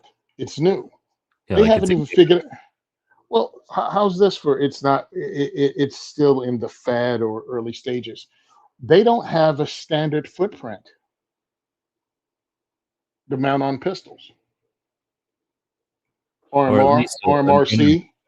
like the light rails, the accessory Uh-huh. rails, or whatever you want to call them. They were really light rails in the beginning because there was no other accessories. I guess maybe at some point lasers or something, but anyway, they were light rails at the beginning, and they were all proprietary. Like I have an H&K, or somewhere around here we have an H&K that has a light rail that was proprietary to H&K. Yep. Whenever they came out with essentially like the modified Picatinny for the like universal, because of what Glock did. Glock universalized it. Nobody wants to give them credit for that, but I think they probably did. But anyway, yeah, now you just buy a light and it works on your gun, unless you buy a micro or gun or something. Mhm. But you know what I mean? Like nobody thinks about that because it all happened 20 minutes before they got into guns. Really, like Yep. it didn't happen all that long ago, but it happened 5 minutes before the internet. So, or at the beginning of the internet, I guess technically. But anyway, yeah, that's a great point. That the footprint on top is still what, I don't even know how it works. Is there one of 5 or 6 main ones that Yeah, people use? it's not standardized yet. You have the Delta footprint, you have the RMR footprint, you have the RMRC footprint. Oh, you know And what there, else? The handrail shit. All the interfaces with the handrails aren't even worked out on rifles, and people act like red yep, dots are a no-brainer on pistols.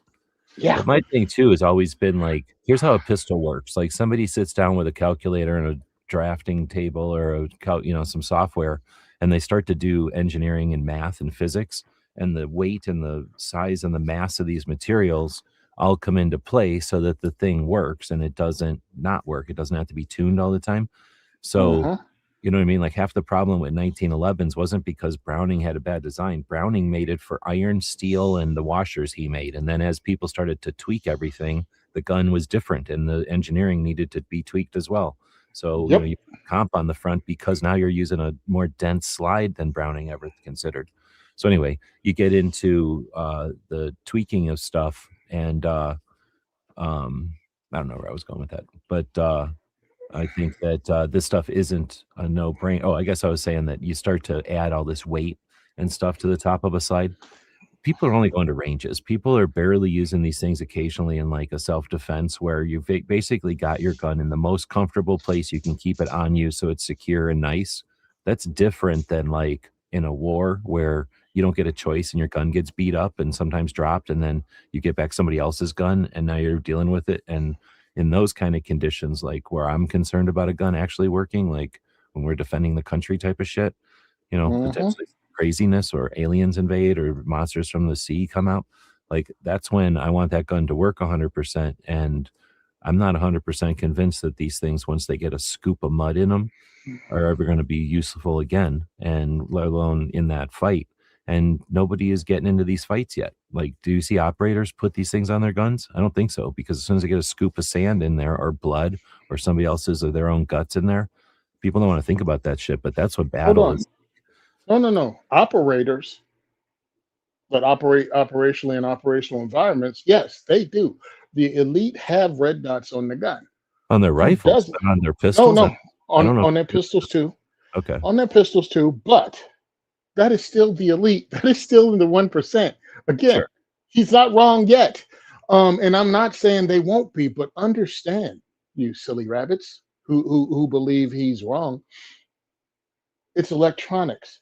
The technology on that is so fast between electronics, computers, and everything else that there could be an evolutionary jump that becomes easier to use in a red dot, less expensive to use in a red dot, and more accurate and allowing someone to hit first round than a red dot. It could be developed, and because electronics are so cheap and everything goes so fast, and again, I'm still thinking Ken is right with about 1% of the people really into it. That new thing can completely blow red dots out of the water, and it could just be that weird 10 years where you had this freaking little square thing on top of your gun, but then this new thing came along that put up a hologram and locked it in and That's what I turned was gonna green say. when you were lined up.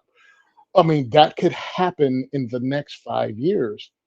And All it now, takes is like a hologram with some sort of, like a spectral grid. So, like you say, once it's lined up, it changes the hologram from clear to opaque or something. And it's, like a trick of the eye that jumps it an eighth inch above your front sight, and your rear sight projects it or some shit. Yeah, exactly. And then there's no shroud, and all my concerns are gone. And it's just a function, a holographic hovering thing that's a function of your sights. And it's like optical instead of electronic. So now it's just as long as there's light hitting it, it's going to reflect as a mirror, it's just going to be powered by light.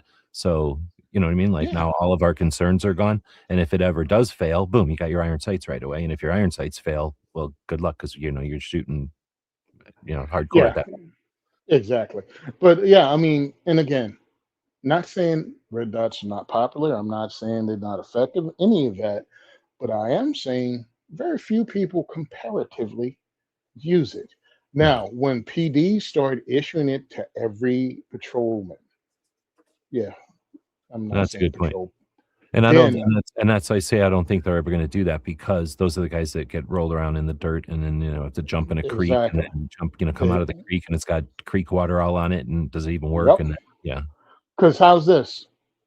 My department has finally issued it and allowed our operators to have it, and also our investigators to have a red dot.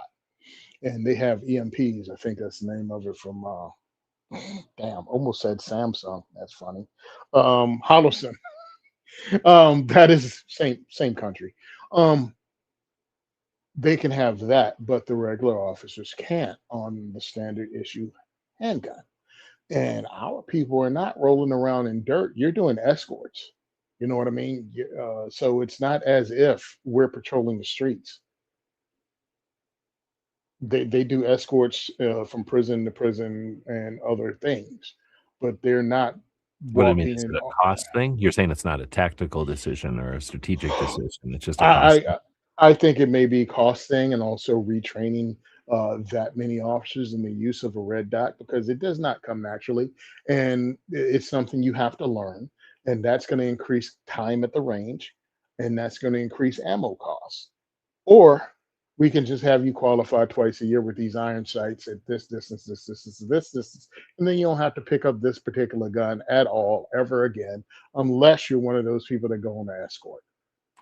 Well, then whenever I watch something where they're criticizing the ability of a police officer in shooting, it's like, Hmm. well, one, that's not the only thing they do. And two, if you wanted to get every police officer proficient in shooting, do you have any idea how long that would take? Like how much effort that is? Because there's people that's their hobby and they can't get proficient in shooting with lots of money and time.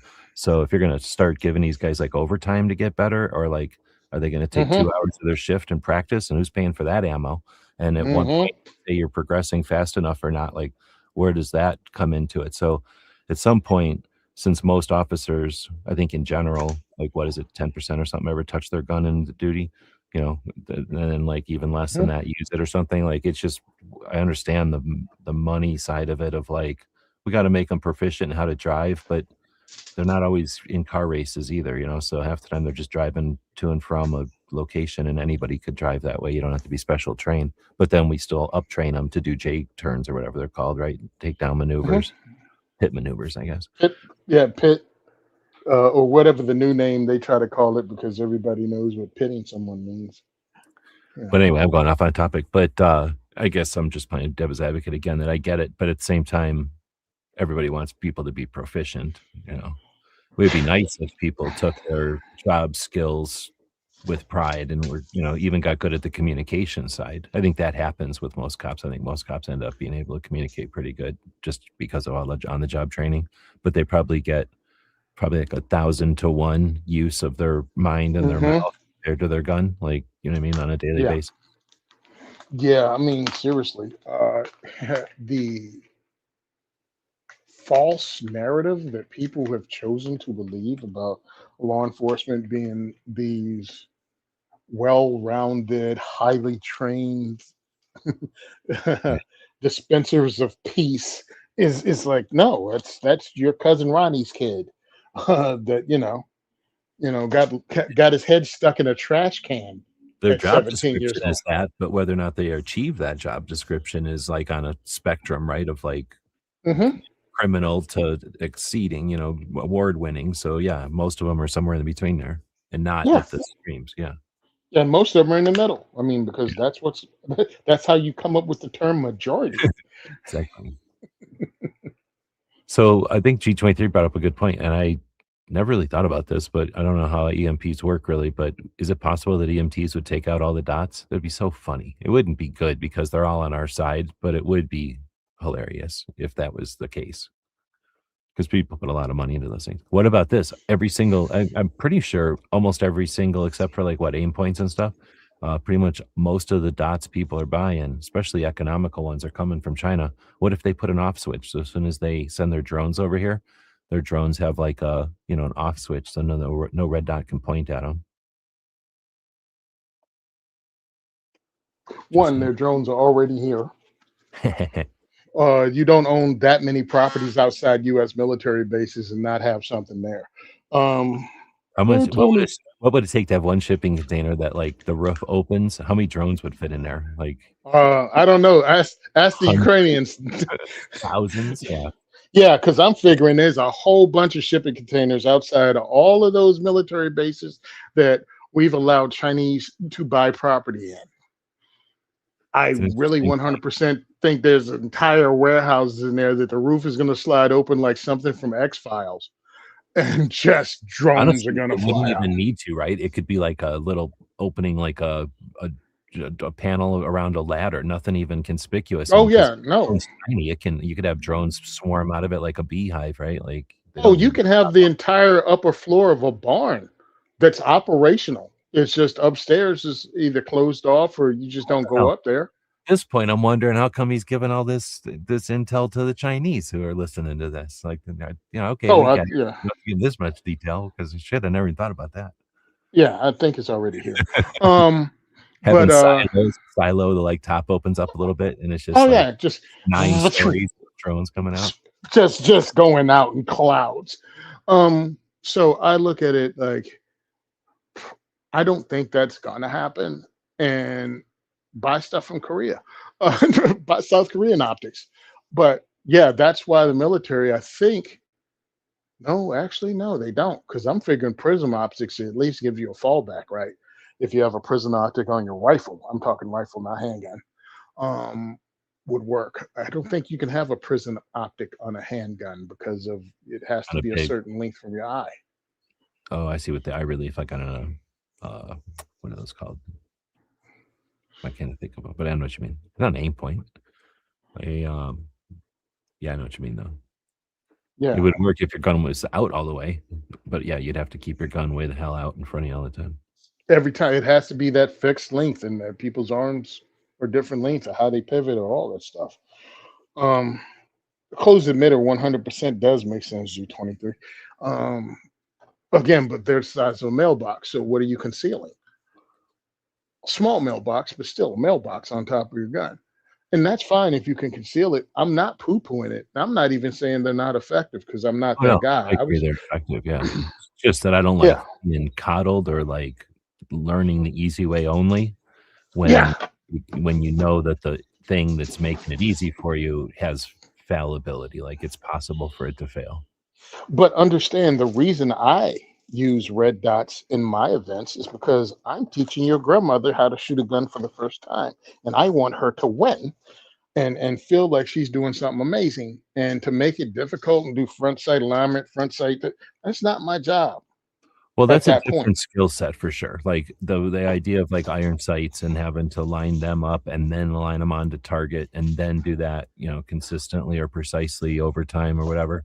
Like that's a whole nother what's the word, like skill set and like art to master. Yeah, like if you're just, I can totally understand having like a 22, whatever the 22 of your choice semi-auto pistol with like a 10 round or more mag, or even an AR, but I guess we're talking pistols. But just a little 22, and why wouldn't you want a red dot on there just to go plinking? That'd be super fun, like the most fun ever. I can totally get it. So I'm not Most crap. fun you can have with your pants on. And I mean, truthfully, you throw a suppressor on top of that because Oh, yeah, that's definitely. what Taurus did at last year's GunCon. They had the switch. They had a Taurus with a switch. So, and then they had a suppressor and a red dot on it. So they had all the cool things on this one particular handgun. And it was a lot of fun. I have video of me shooting it. I can't say it wasn't. But really, when these things become 100% legal, it's going to be a great thing. And it should be. It shouldn't be illegal. I should be able to take your kids out, your grandkids out with a 22 and have a great time with it and teach them how to shoot it with a red dot because I'm introducing them to this thing. I mean, when they questioned me about it on stage at our first goals, they said, what do you consider the greatest, initial gun to introduce someone with? I'm like, a suppressed MP5. I was like, that is one, it's heavy enough, but not too heavy. It's not going to recoil and bounce all over the place. You can have a red dot suppressor on it, and it's easy to shoot inside, or just a suppressed PCC because I'm in 9mm suppressed PCC. Great, awesome, great thing to introduce people with because it has a little bit of recoil, but not a lot. They feel like even somebody who, I'm manly. Don't give me a 22. Fine, here's a 9, which is barely any better. But here's a 9 with subsonic ammo. You're a man now. Go out and poke holes in this target, and they'll feel like it has all the cool stuff on it. So I'm not against any of it. I'm not against any of this stuff. I would just add some steel reactive to that first shooter situation because I'm down with what your whole point of view on the gun, but I like the idea of where they don't have to look at it and go, oh, I shot to the left or right, like I didn't hit it right in the middle. When they hit a steel and they make the noise, nobody gives a shit where you hit the steel. Like, they don't know how to know where, you know what I mean? Like they don't get that. You go, oh, hit. And I think that's you know what I mean? Like that's the only thing I would add. Oh, 100% agree with you, but I'm in Jersey and I was basing it off my experience because we can't have steel on an indoor range. Yeah, so my whole thing, and I admit that mine is here focused. So when I get to freedom places like in PA, even though we're still using the indoor, everywhere I've gone it's an indoor range because we want people to be able to do it regardless of weather conditions. That's why. Hopefully Did you we ever can hook get up with Throom? Is it Throom, the company that makes the corn targets in New Jersey? I think Throom and December Customs are two of the funniest places that I deal with and people I deal with. Oh, okay. All of them are based in New Jersey. All of them within an hour of me right now. And we only see each other when we're in other places in the country. Okay. Yeah, so I have to fix that. Like I ran into the guys at December Customs at Kevin Dixie's Train and Learn, and I was just hanging out with them up in Waynesburg, PA, south of Pittsburgh. But we've never, ever, in the years we've known each other, seen each other in person in New Jersey. Same thing with Throom. There we go. I bring it up because I have this little handful of little tiny ones they gave me at SHOT Show one year, and I was like, man, these are the coolest things ever. I'm gonna actually use these. I think they just did them as like a handout at SHOT Shows, like swag, but I thought they were cool as hell. But anyway, this is the company, and they make self-sealing silicone rubber, or whatever this is, soft rubber plates, essentially, right? Like you make them in all different kinds of shapes and stuff. And they're made in New Jersey. It's a family company. Yep. Great family too. Funny people. Yeah, they seem cool. I'm glad I found these two because I like to hook up with companies that are cool whenever I do Facebook stuff. So this is something I can put in the Facebook picture or whatever, and then link to them. Yeah, I So need a to. couple of things I put in here as you were talking. I didn't want to Okay. interrupt you, but one of the things that came up was, dang, what was this? I was asked was who was going to be on a panel, but something you were saying there made me think of it would be interesting to have a panel of experts to come on and talk about what were you just talking about? Um, it wasn't Introducing people to firearms. no, it was something about the New Jersey, oh, with the 9 millimeter and Hmm. something with that. I'll think about it when I mean, I'll think about it when I'm not trying to think about it. So Yeah. going back to Woods had asked about the 25. I don't think we hit that one. So is 25 Mhm. viable? Does anyone make guns in 25? Just legit question. He was kind of farting around before, but yeah, I think they still make like the C camps. He said C camp and the Beretta. That's the two I can think of off the top of my head. I think NAA I thought, still makes their semi-autos, and they may make a 25, but they make their own calibers, so I don't know if yeah, they make their own caliber 32 NAA and what's 25. the The other one is like one of them's a 32 down to 25, and is it a 25 down to 22? It might be it's that. it's it's something weird. They're the ones But I I don't know know. running They have their done. C camp. Yeah, their C camp clone, and I'm thinking they just run line. That is not a production line that's running all year. Um, I have no idea who does 25, and I mean, truthfully, 25 was a replace. 25 was supposed to be a replacement for the 22 long rifle, just center fire. So, and in my opinion, and this is just me talking out of my butt, that if you're going to have a 25 that's taking the place of 22, then it needs to have a 25 with the capacity of a 22 and the grip size of a 22. And then that would make more sense to me to have a 10, 20 round 25 ACP. Um, because if you can use one for self defense for somebody that's recoil sensitive and everything else, then you should be able to have the other for the exact same reason. Oh shit. I typed it into the robots, of course, because robots know everything and they are happy to explain it to us. Have you ever heard of they say the C camp? They say, yes, there's a whole bunch of them. Here they are, the C camp and the Precision Small Arms PSA 25. Have you heard of this one? Mm-mm. All right, I'm about to show it up on the screen here. And does this ring a bell?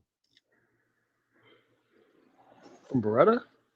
No, Oh, it's called FN? PSA. It's the name of the company is Precision No. Small Arms.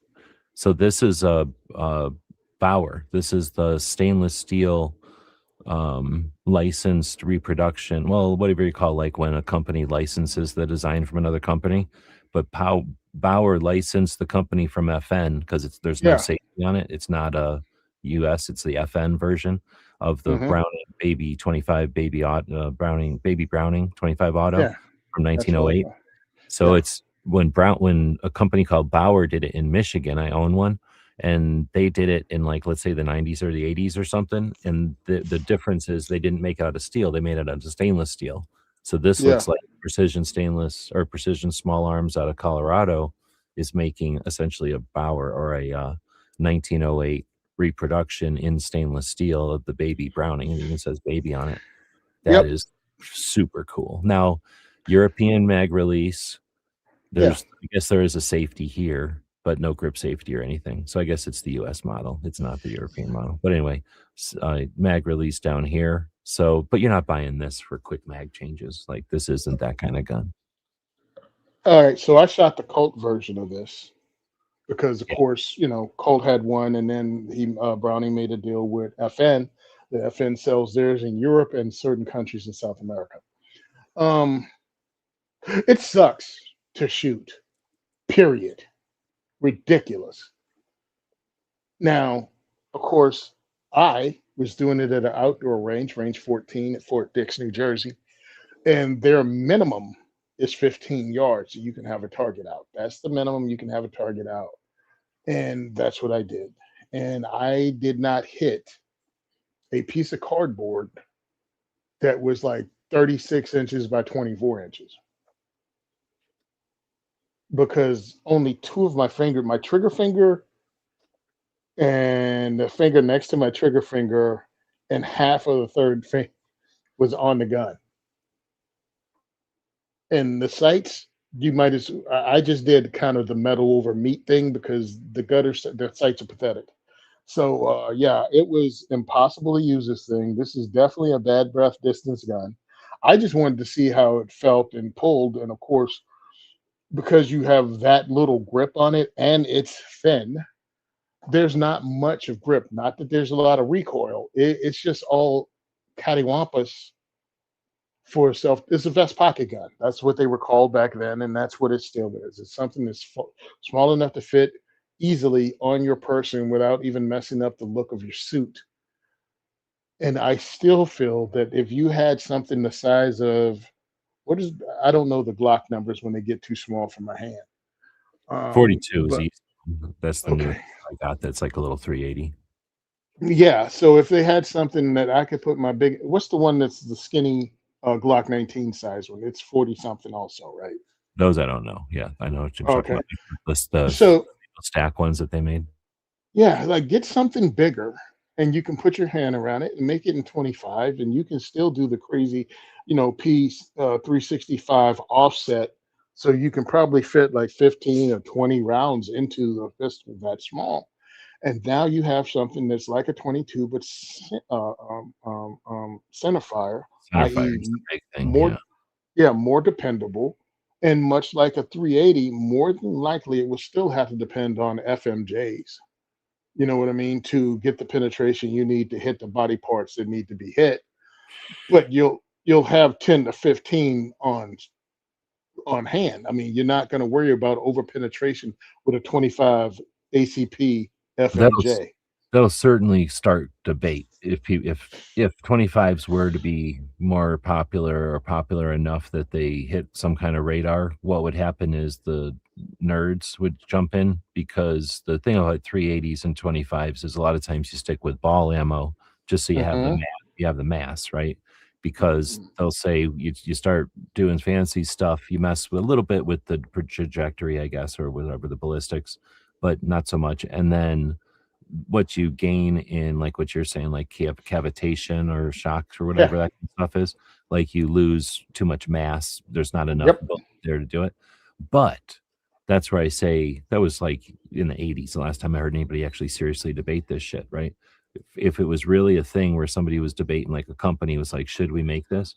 I bet you for something like a 25, they could consider something like tungsten or barium or one of these other metals that you would normally not use in something like a 45, which would cost a lot of money.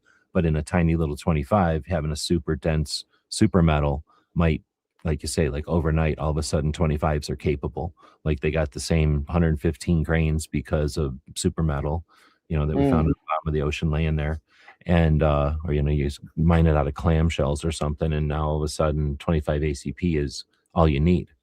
And or maybe they come up with a new powder, like, this new powder is 3 times more effective, and the pressure, blah blah blah, you can use a 25 and it's as powerful as a 9. We never know. Oh, we never know. And that's, I mean, I hate to be a jerk off, but I'm good with it.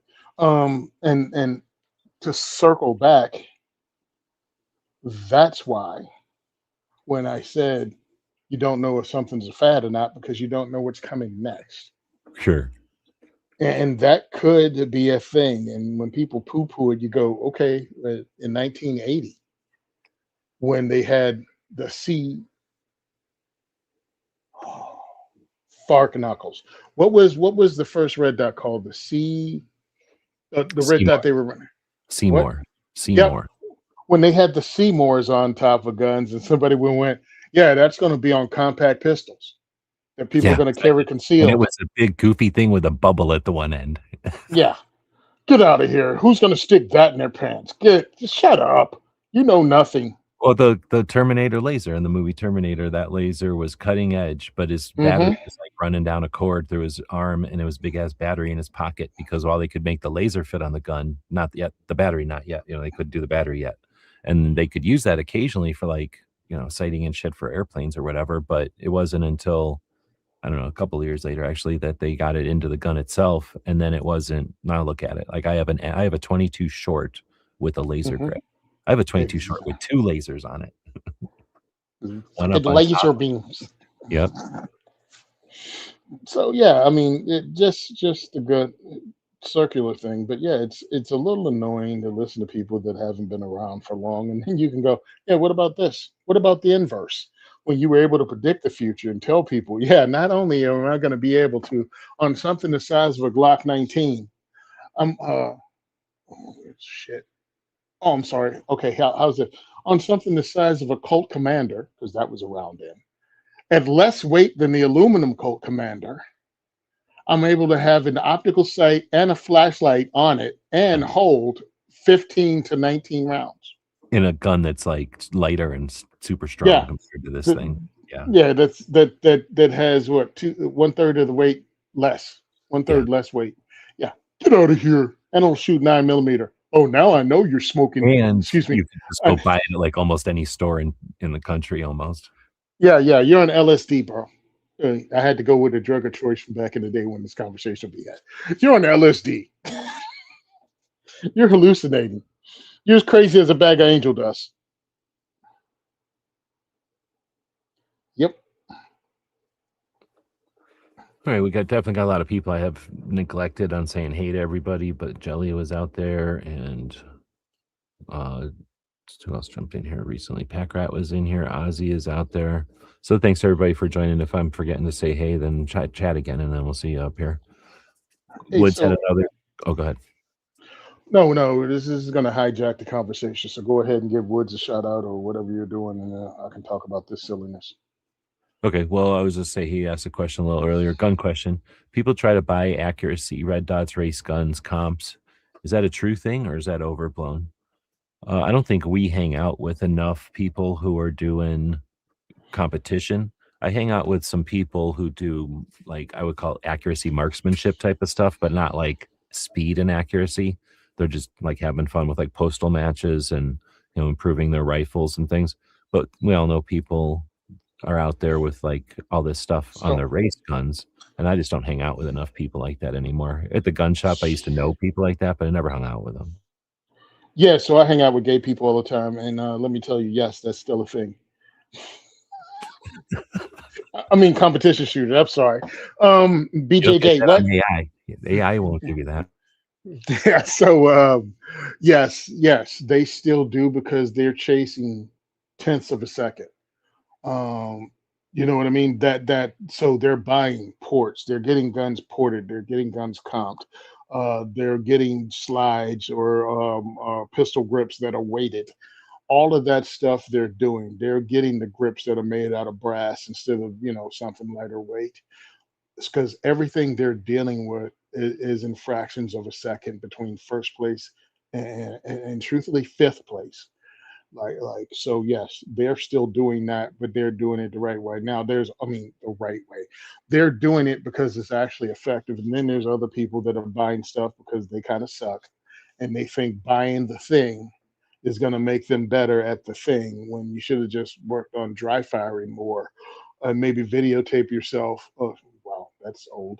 Record yourself and send it to a coach and actually take a class. That money would have been more well spent on actual improvement and knowledge than a thing.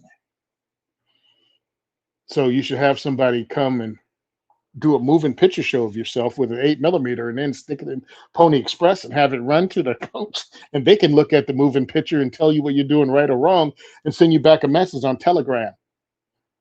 I mean, if I'm going to age myself, let's just go ahead and do it all the way. Yeah. I definitely am thinking, I as you're saying that, I had souped up in 1911, and I inadvertently, like I didn't intentionally buy anything, but just hanging out in gun shops and going to gun shows and things. If somebody's got like anything in this box is $5, like grab bag $1, anything in this bin or something. Like I scoop, poke around in those kind of bins, and then hand me down crap. Like somebody buys new accessories, so they get rid of their whatever they had. So for like, I think on the Glock, there's an extended or a lumpy slide lock or slide release, whatever you want to call it, that comes on like the long slide versions. And like some friends bought the long slide version and then upgraded. So they gave me that slide latch, and that would have been an upgrade to my non-slide latch guns, right? So I got like some hand-me-down parts like that. And then I know I got a bunch of chrome parts somewhere, and I don't remember. I remember that was something like just a baggie of Glock parts, like levers and stuff that basically work on all of them. And somebody had bought oversized chrome ones, or I think they were chrome. I don't think they're color, but probably somebody went from chrome to blue or something. So it's just swapping out all the parts that you can change on a Glock to change the colors. So I do have a couple of guns like that that I just put together just to see what they're like.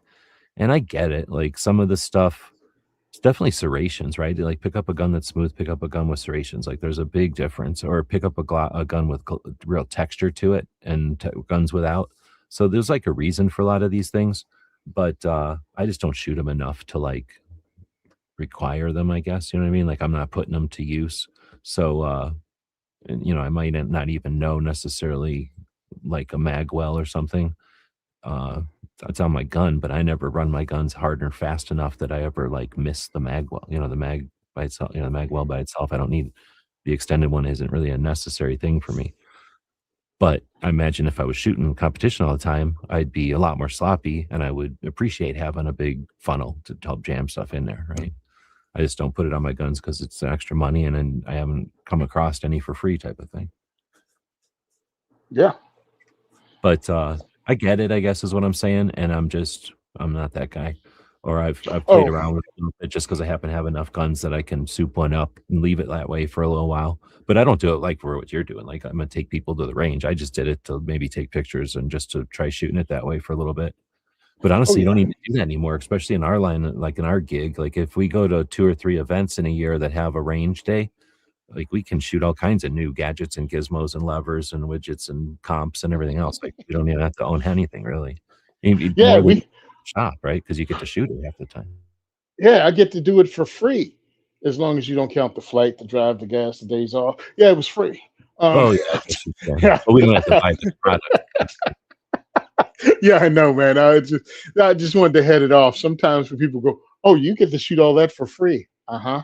Even the closest one I go to isn't for free, but yeah, we have that advantage, and I love it because of it. But Woods, clarified as he's talking about people that buy 20 new shooters that buy $2,500 guns to compensate. Understand the new shooters that buy $2,500 guns as a new shooter are victims of marketing and your friendly neighborhood freaking gun tuber mostly. They are people that have watched all the stuff, and I've run into them and talked to them, at work because I've allowed myself to be known as the gun guy. And when people go, "What's the big deal?" I live in New Jersey. That could cost you your career. So yes, I'm doing something that's kind of crazy at my job, but I get to talk to people from new shooters to somebody who's just buying their first off-duty gun, or they want to, own something beyond that off-duty gun that they carry. And oh, should I buy a staccato? Why? I'm not telling you not to, but I'm asking you, what do you think you're going to achieve with this firearm that costs that much? Right. How much Like, you're going to shoot it? All those things. Like, why are you getting it? You want to run competition? Great. I mean, and if that's your budget and that's what you're planning on spending, I'm not going to talk you out of a staccato. Are you asking me a double stack 9 millimeter that's hammer fired? I can give you more options and what I consider better options than a staccato for the same or less money. Like, why are you buying the thing? Like, yes, if you want to get into competition shooting and you can afford a middle of the road towards the bottom priced competition pistol, $2,500 is a good start. $2,500 lets you shoot it, especially if you get something like named Staccato. You'll be able to sell it if you decide you don't want to get into it or you want to upgrade to something else. It'll be easier to sell a Staccato than it will be a freaking CZ Tactical Sport Orange. Okay, because more people know Staccato because of, again, same gun tubers and marketing. If you want a staccato because you think that's going to be your freaking secondary, your off-duty gun that you're going to carry and be able to slay all the bad guys, dude, get yourself a Glock 19 or a Glock 45 and do 1,000. Well, shit, for $2,500, take two really good classes and buy yourself a case of ammo and actually get good at something, because that will serve you better. You could take a probably like, as long as the two classes weren't like you need 1,000 rounds of ammo for each class, then Mhm. you could definitely buy, like you say, two full classes, like maybe one that's a range class and one that's something else, like a Mhm. knowledge class, and Yep. then first aid or something, and then like you say, enough ammo to accomplish the class, and then a lot of practice afterwards, making sure that your gun is getting a good workout to make sure it's good to go. Hold on. Let's do something real quick. Let's add up because we got time. It's not like we do short shows. So kicking off hour two, let's try to build for $2,500 only because Wood said that number. This is hour 3, but go ahead. Hour three, kicking off hour three. Of Hey Tony, you got time for a show? Yeah, as long as it's not 4 hours like last week. So That's kicking off exactly hour how it three. All right, let's $2,500 build a gun and the recipe for learning a skill set to make you actually more effective than most people with that gun through training, ammo, and practice. What gun do we start off with? And we're talking new gun, new everything. I'm not trying to play tricks, right? And this is going to be someone carry gun that can also transition to poop hits the fan, their secondary gun from their rifle. And, immediately I'm thinking either Glock 19 or Glock 45 because of the reputation that it is. And I'm not dancing around with it. I'm not, you know what I'm saying? Sure. All right. And I'm not getting something because it's cheap, because I can go with less expensive guns like Ross Martin's new full size handgun that they just came out with. And I think that's fine. But everybody knows a Glock is about $500, right? Or at least it used to be. Oh wait, how's this? A polymer frame, 9 millimeter, double stack, $500. Make it any damn one you want. This $500. You're gonna need at least 5 mags. Depends on what you get. One or two come with it. So 4 magazines, a holster. That's between $70 and $80. Now, a class. You're new to firearms. You can take your first class from anybody. Now, in New Jersey, it's going to be more expensive than most other places, but I'll use my friend who's running them. So instead of going to a bigger range, you can go to an individual that works with ranges. $150 for your initial class, 250 rounds of ammo. Let's go ahead and get 2 cases of ammo out of the way as a purchase. 2 cases of 9 millimeter is $700. So we're at 1,200 plus the holster, plus the 5 mags, 1,500. We still got $1,000 left for 2 classes, and we can know a hell of a lot more than 2 classes. And that gets you a case of ammo. I mean, hell, we can buy another case of ammo, and that'll take care of practicing and 2 classes. So in reality, yeah, that's $2,500.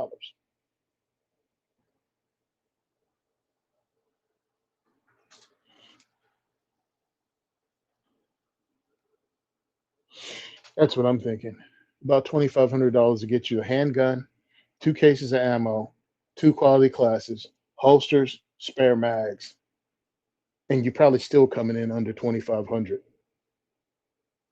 And then you can buy, you can figure out what carry ammo you're gonna carry, all for that $2,500. That would be better spent if you're a new gun owner.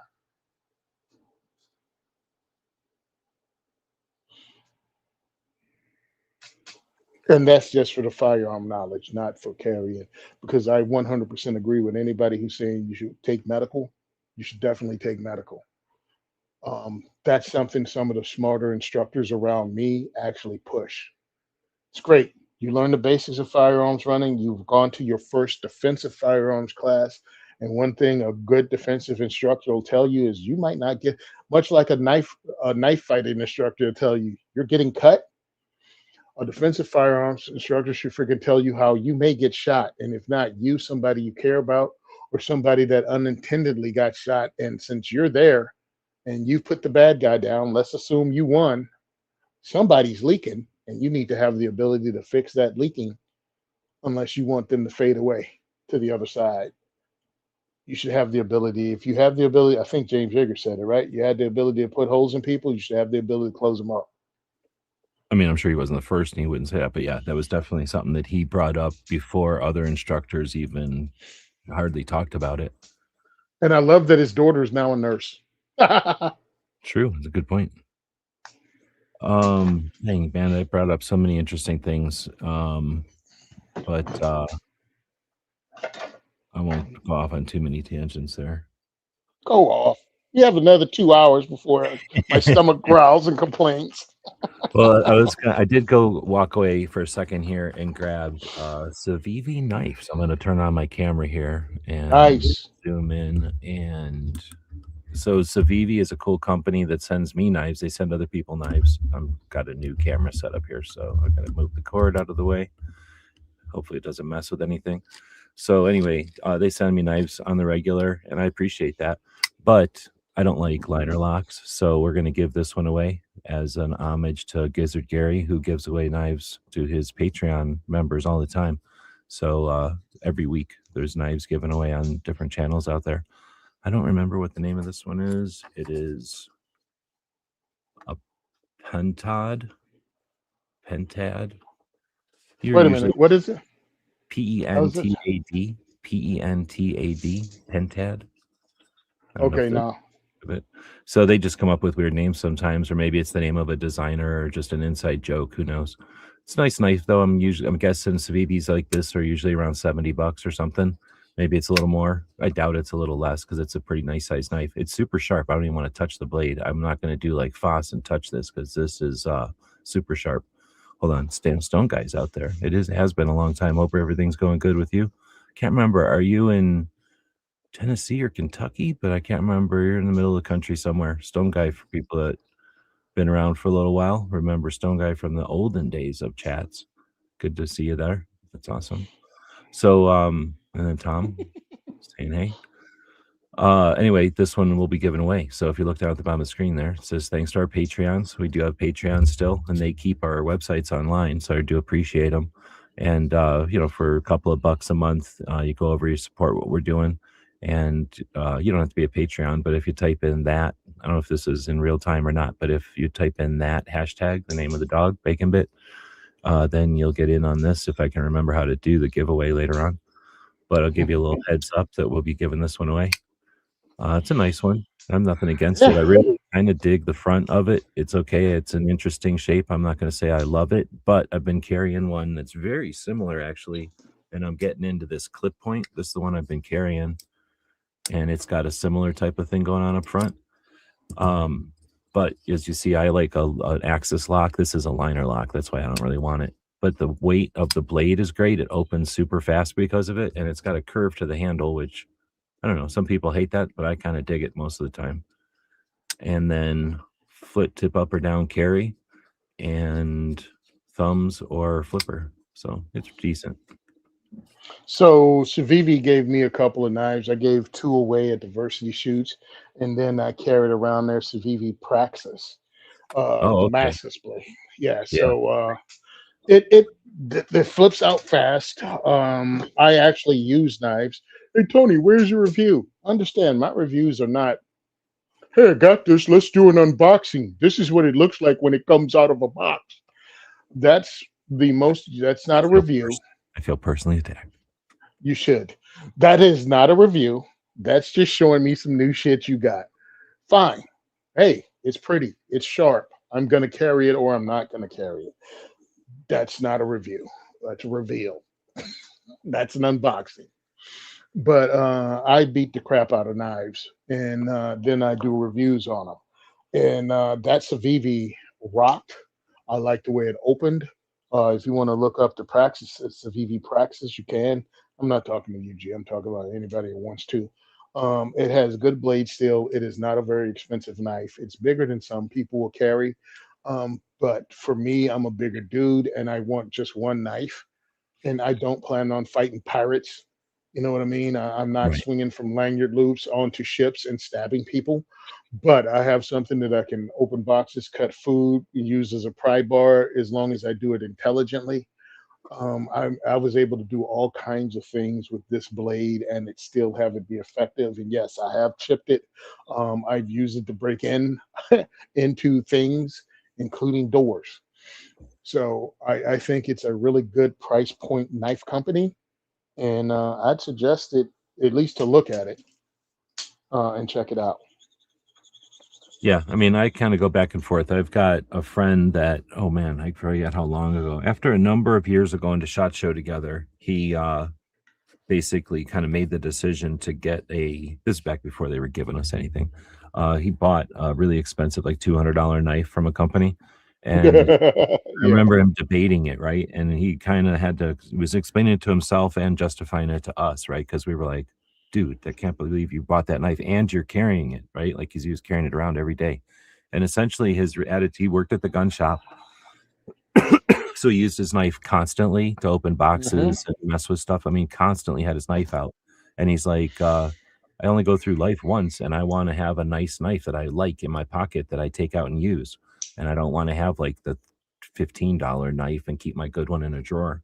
And I'm like, I really have a hard time, you know, arguing with that. Like, I get it. Like, that's actually, I get it, especially like the ones that are capable. Cause I have some nice things that are not, they're too delicate. You wouldn't want to use them. You would ruin them. And then Yeah. things that are rare. So you would ruin their value.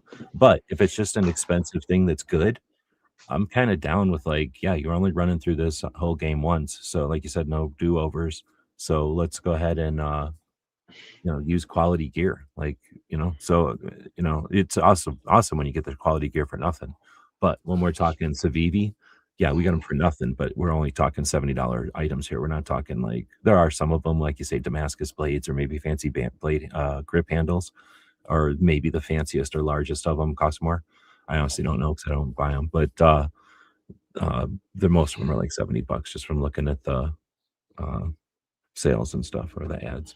Yeah. No, I don't. I mean, even though I do have one knife, we've done a review on, and it's I think the Launch 13 from Kershaw. We were talking about it because we weren't doing a review on it. We were actually just discussing it. And some people don't understand that's what we do on Gun and Gear Review Podcast. We discuss new stuff. This just came out. I thought it looked great to the point, and I caught it on sale. That I put down $120 and I purchased it and I carried it for a really long time before something else eventually took its place. But I put miles on that sucker because it was effective. It was lightweight. It was so damn lightweight. I kind of don't even know where it is right now. It just stayed in my pants. And understand that sucker can ride a washing machine and a dryer without making a sound while it's clipped to a pocket. And Most honestly, heavy or that's not. that's a definition of a good knife because it's going to happen to a knife at some point or multiple times. Oh yeah, that sucker. Hey, listen. Uh, it's silence like footsteps of a Navy SEAL. You tell me a knife used by the Navy SEALs has it been thrown in a washer and a dryer and not made a sound until you're throwing those jeans back on and went, why is my knife still clipped to my? Oh damn! You open it up, going and hosing it down with WD-40 to make sure it doesn't rust, and it didn't. But yeah, yes, I highly recommend that Kershaw Launch 13. Um, Actually, I knew, you know what? I need to start doing knife reviews again because I hold on to stuff for years and then I write a review on it. But I think that makes sense, And it's worth because updates and comparisons. Like there's opportunities to do reviews, and then it just keeps you in the habit of like sharing what you're doing. And then mainly it's you get you in the good graces of these companies. They got to give them to somebody. They're gonna give them to somebody, I should say. And if you're there talking about it, you're in there. Like I got some and knives. The reason go ahead. Woods is bringing up Buck, I've got a couple of them like designated to go to people, but I needed to wait until like they came out. Like they gave them to me, I don't Oh even know, wow. 2 or 3 months ago, and then they didn't come out to the public until just recently, and they didn't tell me that. So I tried to promote them, and I couldn't because I was like, "What the hell? They send me old ones or something?" And I just had Yeah.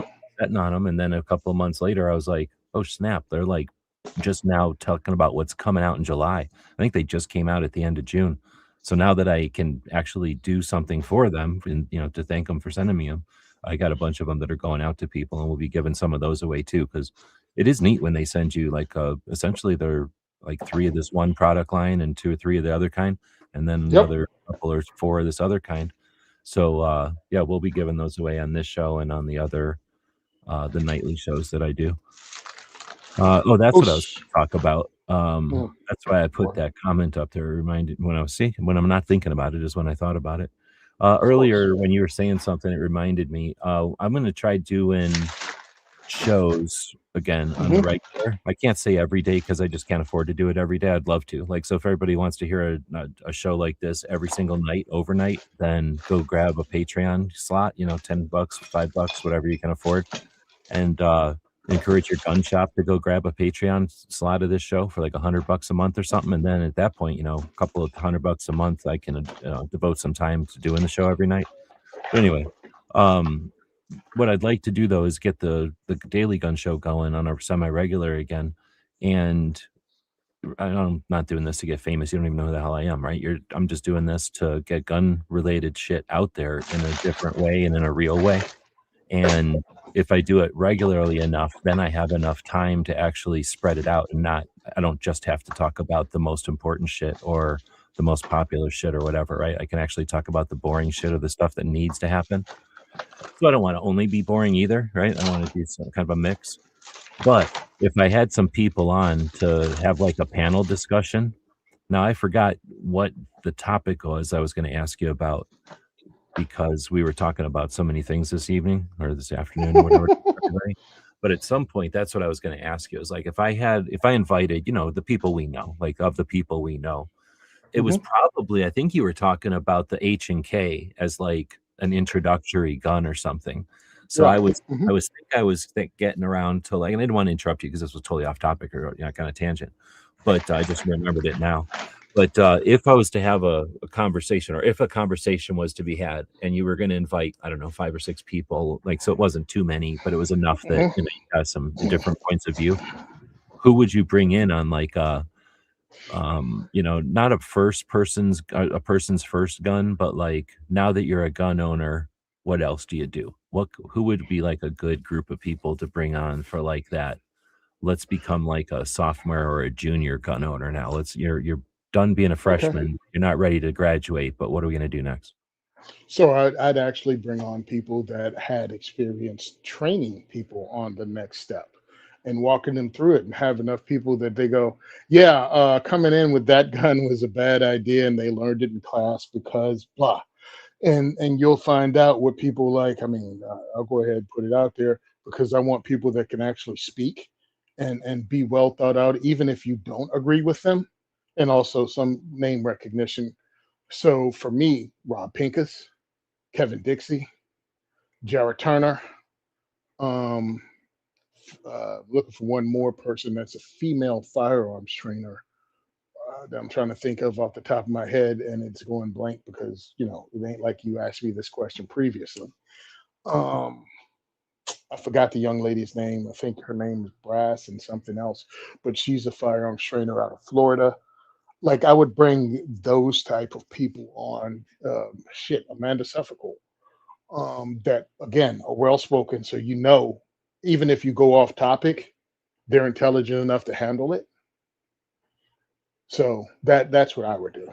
Yeah, Amanda's an interesting pick because she's been around the block a few times too and been involved in like different areas of stuff.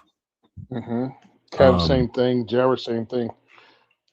I wouldn't get one trick ponies for a show. You know what I mean? well, like Because Robin from Girl in a Gun. Like they've done a Robin lot. Sandoval, Yeah, they've I, done a lot I, over the years. she's done a crap ton of stuff. Yeah, and again, she's well spoken on various topics. Yeah, thanks for saving me. I mean, it's like these people are actual friends of mine. Well, and it's I know there's a them. lot of them, and there's people that are doing interesting things, but to have that particular conversation of, like, what to do next, yeah, we're Hmm. looking for, like, broad, Yeah, experience with, like, different kinds of shooting or whatever. and different kind of people. So, having your favorite trigger puller operator that operates operationally is not somebody I want on there because their niche is so small. Like Rob Well, and Pincus most people trains. aren't buying a gun anymore to or at least there are people, but not most people aren't buying a gun to emulate global war on All the, terror yeah, exactly. or a Thank video God that game. fad's over. Hey, thank God that fad's over for at least 5 minutes.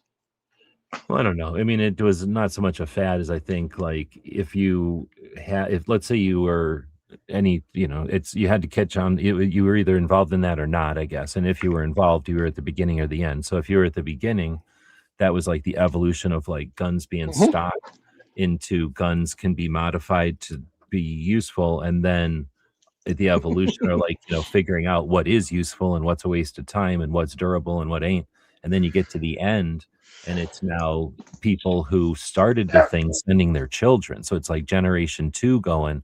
And so I can understand like the popularity of like the genre or whatever, just in the concept of like, hey, you're 16 and you might be doing this, let's get you, let's see, we can buy most of this gear, let's get it on you, see what you think, because I know guaranteed 1000%. If I would have been 16 when the global war on terror was going on, like I don't know all that shit, every piece of, You and me both, baby. because I owned all the Vietnam shit for no reason, just because I could, you know what I mean? And like if there was something about to happen, like I would have been waiting for it. So, you know what I mean? There's going to be that group of people. So I could see it not just being a fad as much as I guess I'm almost necessary, at least, you know what I mean? Necessary for like the preparation.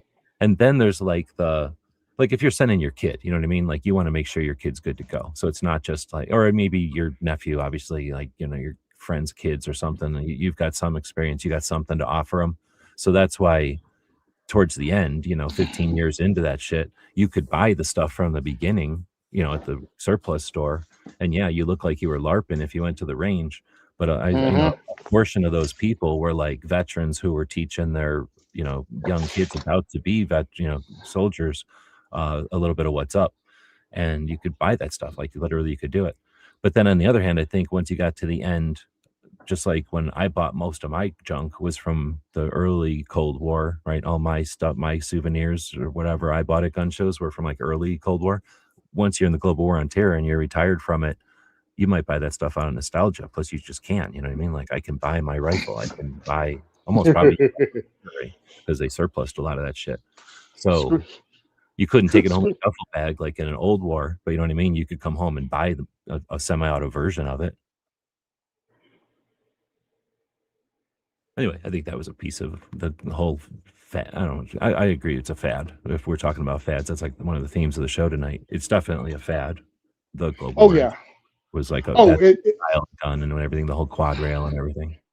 well, what is annoying to me is people didn't, and I think that's probably why I empathize and make so much noise I did about what Ken said and the people who we've been around long enough to watch it in and out. No, if you don't have a quad rail, are you even shooting, bro? And all that stupidity. And now, those people can sit around and they stare at their feet when they go, hey, remember when you thought that was the best thing since sliced bread? And you pushed it on everybody and then shamed people if they didn't do exactly what you did. It was a long time ago, bro. Yeah, you're a dick. So that's one of the reasons I got on Firearms Radio Network, because I wanted to push back against that whole bro culture. Wow, 11 years ago.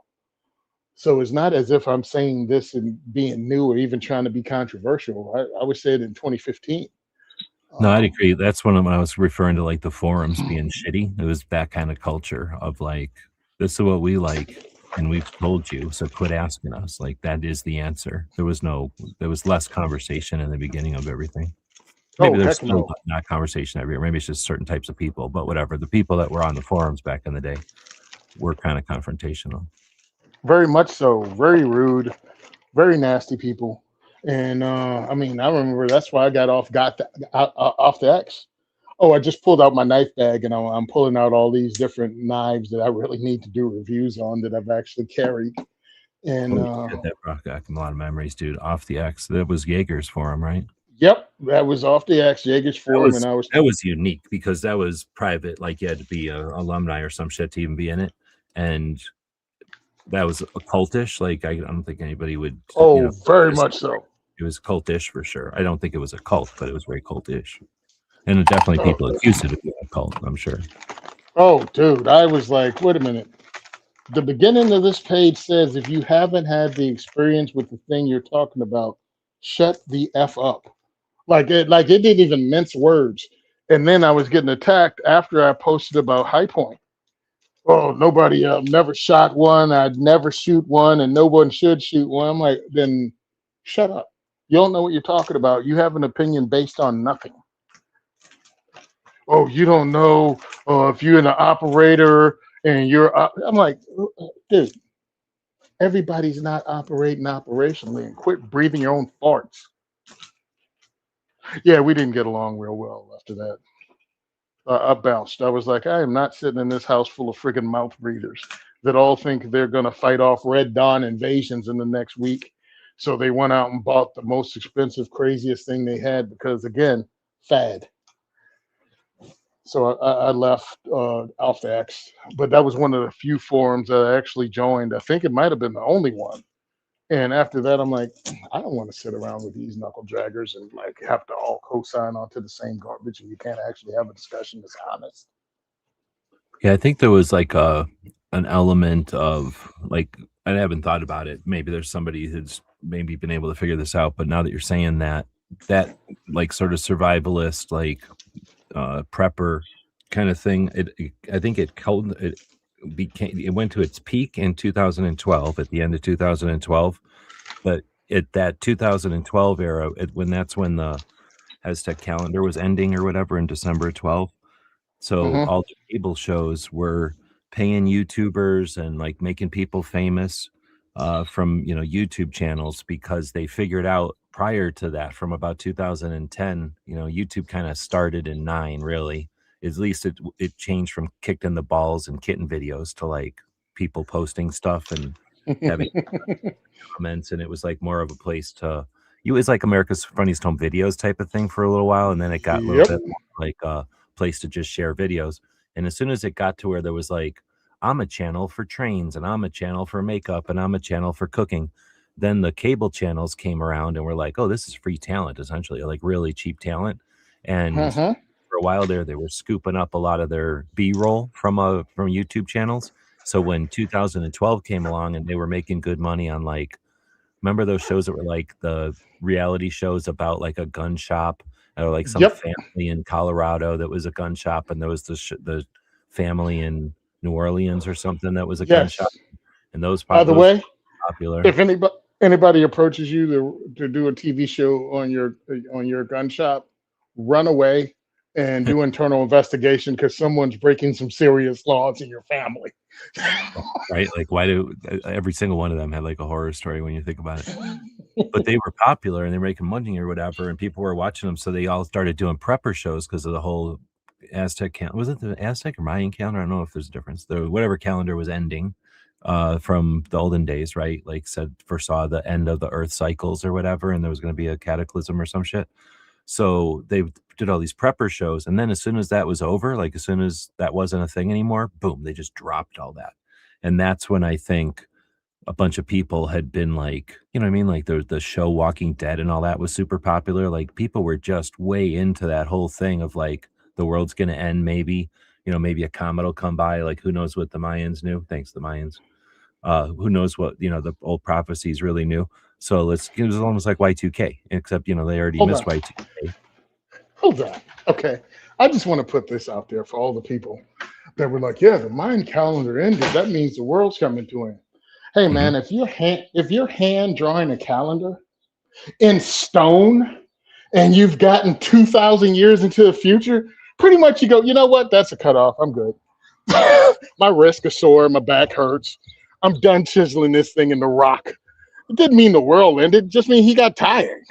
No, I hear you. I think what it is the reason they did it at that circle or that size is because they saw it as like big cycles, and that was like the time when it resets essentially, and then goes back to zero, and we start over on this other circle.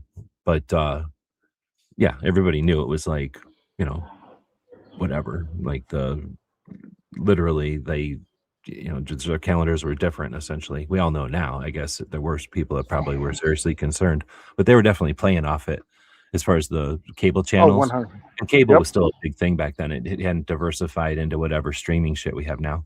So anyway, what the fuck is all this shit? I gotta go delete something. Did somebody delete that for me? So anyway, I think Yeah. that was responsible for some of that like fever that was happening in like the community, because I guess what I was getting at is that the internet all started from these forums, and that was a big thing in the forums. It was like just being a survivalist or a prepper Oh, because yeah. you thought the world was out to get you or whatever, or you wanted to share like whatever your theories were. Plus, you wanted to share like, I get dried green beans, or I get pinto beans, or whatever, like whatever recipes we were doing for like, stuff we were going to prep or store or use nitrogen packets or whatever the hell we were doing. So there was a lot of that, I think, just in general. And when the internet started getting faster and bigger and everything, those people didn't go away or whatever. Yeah. So, and who knew? Everybody was talking about what was going to need, what was being needed when the poop hits the fan, when the economic collapse. Oh, I'm investing in gold. I'm investing in silver. I'm invested in freaking lead. Ha ha ha. Who knew that all of you should have been invested in toilet paper for 2020 and you would have came out like a champ? Seriously. That could have ended all that forum's bullcrap. Yeah, get butt wipe. Or silver. I think people would have made a bunch of money buying silver in the day. You'd have made money buying silver, or you'd have made money buying butt wipe and hand sanitizer. Hey, Dad, why do you have a buttload of hand sanitizer here? Oh, you just hold on to that stuff, son. It's worth its weight in gold. Dude, I was going through stuff from shot. I was trying to declutter, and I got a bunch of stuff from like old shot shows. If anybody wants stuff from old shot shows, let me know. I'll put it up so people can grab it or whatever. But I always grab stuff, swag. I can't help it. I'm a swagger at shot show. So I forgot what that's what we a swaggist. What do we call ourselves? I don't know, but swagger. Maybe if you don't use the hard R, but go ahead. And so anyway, I collect stuff as I'm running around, and I went through whatever year it was, probably 21, and a bunch of hand sanitizer. It's all gross now. Luckily, it didn't leak all over, but I'm like, I'm glad that era is over. Of like, you know what I mean? Like, hey, we got our logo on hand sanitizer, and it was a lot like, oh, great, we need that. Thank you.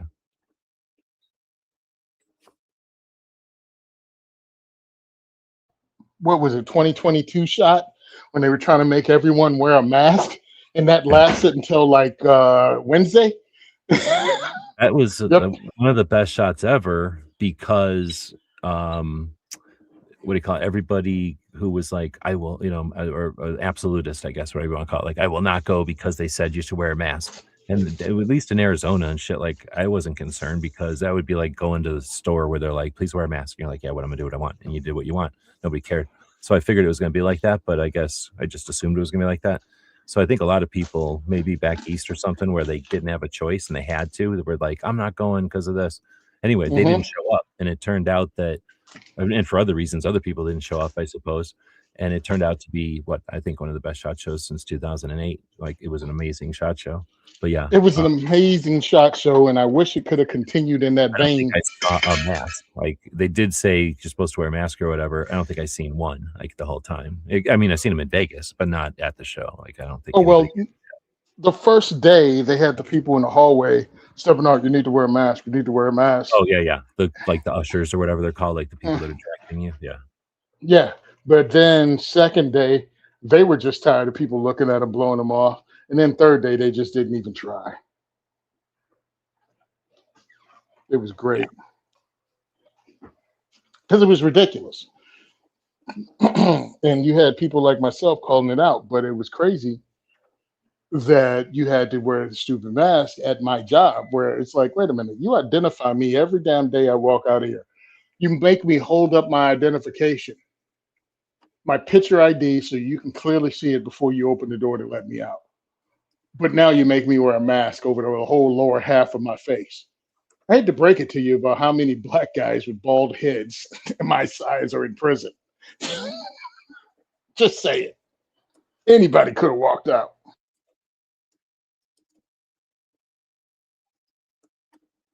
I fit a description. Oh, I can't tell. Is my comments going up? I think they're going up. Does anybody know what the URL is for the giveaway tool? I don't know if I have it in my list anymore. It's been a while since I used it. I know it was something like StreamYard/giveaway or something. Is it that easy? I don't even know where the link is to it. It's a tool that's in StreamYard. Yeah. Okay. Oh man, our guys are the best. Hashtag swagger. It's a swagger thing. Yeah, that was one of those the whole virus thing. Even if you're saying that, all of a sudden your freaking channel took hits, your social media took a bang. And now all of a sudden we're all supposed to forget about how we were all treated during that time. I'm like, no, please don't. You have to keep this alive. And that's more mainstream media just hushing it away, not showing how ridiculous they were. I can't, how many of the shows did they record then? Like the police dramas that everybody kept the mask on? Dude, and what'll happen? Do you think those will be like removed from, like replays so that they can ignore it? Or will it be like I don't know, like every once in a while I'll watch something and I'll forget how goofy something was. Like somebody will walk into what do you call it? A phone booth, like an old ass movie where somebody doesn't have to do with cell phones. And I go, holy shit, I did live in a time where you had to like walk to a phone booth to like make a phone call. And it made it like a flashback for me. I wonder if it'll be like that. Like they'll leave this. It was mostly TV shows probably, because I can only think of a couple of movies. It was a big deal. Because there wasn't movies being made at that immediate moment or being written during that moment. Yep. But I wonder how many TV shows, because it's easy enough to just be like, oh, that season is hard to get. We just don't offer that season on streaming or whatever. 100%. All of a sudden, that's the season that disappears, or the 2 seasons that disappear off of blah, blah, blah, fill in the blank. Yeah, so that's my issue. Or how many times do you watch a show and it's like, here's season 7 minus 4 shows for whatever reason. And sometimes it's as dumb as like song copyrights or something, from what I understand. But yeah, who knows? Because it's just their choice of what shows they want to syndicate. Yep. You can't memory hold something if anybody can get the memory. Make the memory difficult to get. Then it becomes a butterfly effect. No, you thought it happened. That didn't really happen. Oh, excuse me, Mandela effect. I apologize. Bacos, hashtag Bacos. Yeah, I had to listen to people with masks because I had to get into my job. And the annoying part is I didn't want any confrontation because I carried everywhere. After the protest started and after things went sideways, I am not getting into an argument with you over wearing a mask in the store when I'm carrying. Well, and here's the thing too. As I'm sitting here, we're talking about it, I'm thinking, like, are the robots going to listen to this? Because they listen to this whole thing and turn it into words. Like, are we going to get, I don't know, finger on the thumb because we're talking about this even? And again, is that, the reasoning would be like, oh, we don't want you to have diversive topics. Well, why is it a diversive topic? Like, because a bunch of people were positive the way the world works and were so positive that they bullied a bunch of people, and now people want to not ignore that or forget it or whatever. Yeah, maybe that's too harsh of a summary for some folks, I guess. 100% is, because they'd have to take accountability for the fact that they got hoodwinked by the government. It's like people not believing marketing works. No, marketing works, especially on people that think they're not able to be more. Mob think, group think, right? Group think. 100%. It's not right, but it's easier to go along and get along. I'm like, yeah, I went along because I had more important things at risk. but I never co-signed onto it. I just had to live with All right, we're 2.5, 2 3/4 hours into it. At Okay, this point, fine. they're either going to take us down or they're not, right? So here's the real question. When I was dealing, when we were going through that, what was going through my mind more than anything was, or that was my concern, I guess, more than anything, really, because my tendency is not to believe that they're out to get us. There are definitely people that exploit and capitalize people in the position to do so on anything that comes along. And what the fuck, like, to expect anything different would be weird. That'd be like you'd expect water not to rise if there's a place for water to go, right? Like, water's gonna fill in a basin or whatever. So understanding that no matter what happens, there's going to be people that win and lose, I guess is what I'm getting at, right? Like, if a boat sinks, somebody probably made money on it, even though a bunch of people lost money on it. So understanding that, I don't blame the people who win all the time acting like they orchestrated the issue, right? Or the situation. But at the same time, I'm sure that there's people that influence shit, or especially if they've got something at stake, right? But as that shit was happening, what my concern is like you say, like just the manipulation, I guess. I think that's the right word, of like, just period. And it was like, well, it's not me. I'm doing this in the name of, health or safety or the greater good, whatever thing justifies your pushing around people. And then you start to push around people a little bit. And then the people that are getting pushed around are like, well, I can fight this or I can go to work. Like, I could fight this or I can get paid, right? I can fight this or, right, I can feed everybody. So that's the part that got me. Like, was that, I guess that facet of it, was that like a test to see how far they could push it and how long people would last, and like a stress test for a bigger thing? Or was it like a outlier and it was like, whew, like, we got through that, but who gives a shit, because it wasn't orchestrated and it'll never happen again, so let's get ready for whatever might come next? Or is it, am I making that clear? Like, that's my concern, is like, was this a test run for like another version of it, or was it just an outlier? We'll never see it again. No, we'll see it again. I believe it's all the above to different people. I mean, as we were in it, I was pointing out that it was like a social experiment. As we were in it, I was pointing out that there are people taking advantage of this.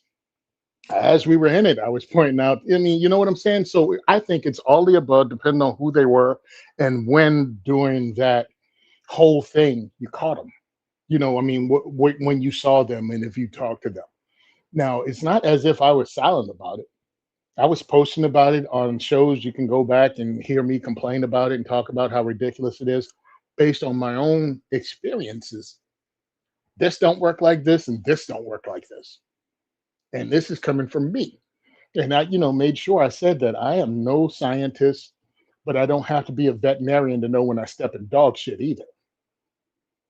And I'm able to point out that you're being lied to, because what they're saying is inconsistent. And also what they said changed as they were saying it. And then they had the audacity to go, science shifts.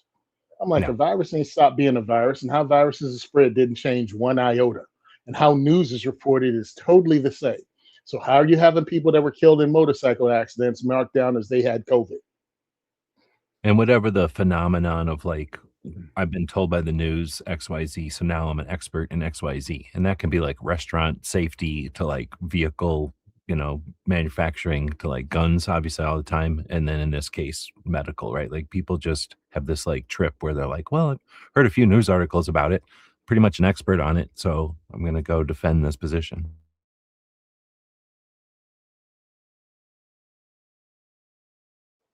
Yeah, getting told I wanted to kill people was hilarious. I'm like, I own firearms, right? I'm just saying, if there's ways to hurt people, I have more efficient ways to do it than exhaling on them. Well, again, without getting into too much of that, I don't know even how we started on that. We'll probably get in trouble for bringing Probably. one of the sores they don't like, or one of the scabs they don't like people to pick at on the YouTube, at least. How dare we? I'm hesitating to put some of these comments up on the screen just because they have like the word mask in it and stuff, because it's goofy like that. It's really just robots listening. And even though robots are infallible and I welcome our robot overlords, 100%. they're never wrong or anything, but it's us being wrong to say these words. So Yep. until the policies change.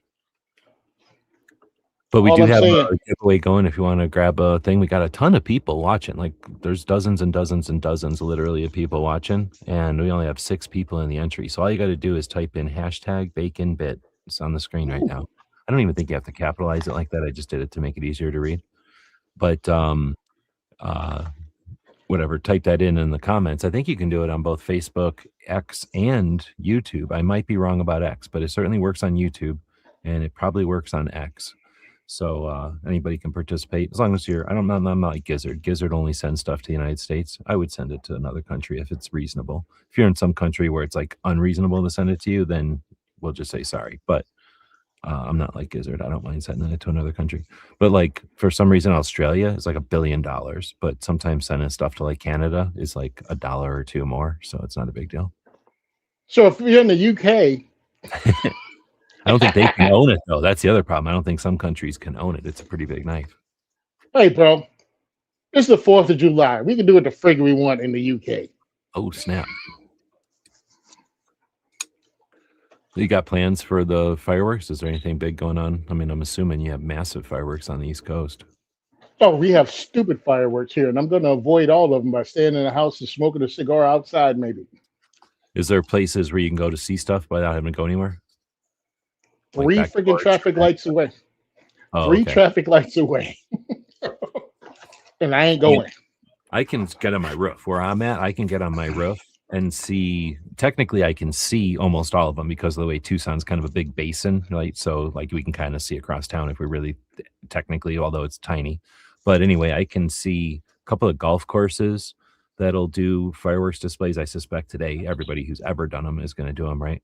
But a couple of golf courses, and then just people around here are nuts. Like in the West, I've lived in the East a little bit, and I've lived in the West a lot. And people out here are funner because they don't give a shit if whatever the laws are. People do whatever they're going to do anyway.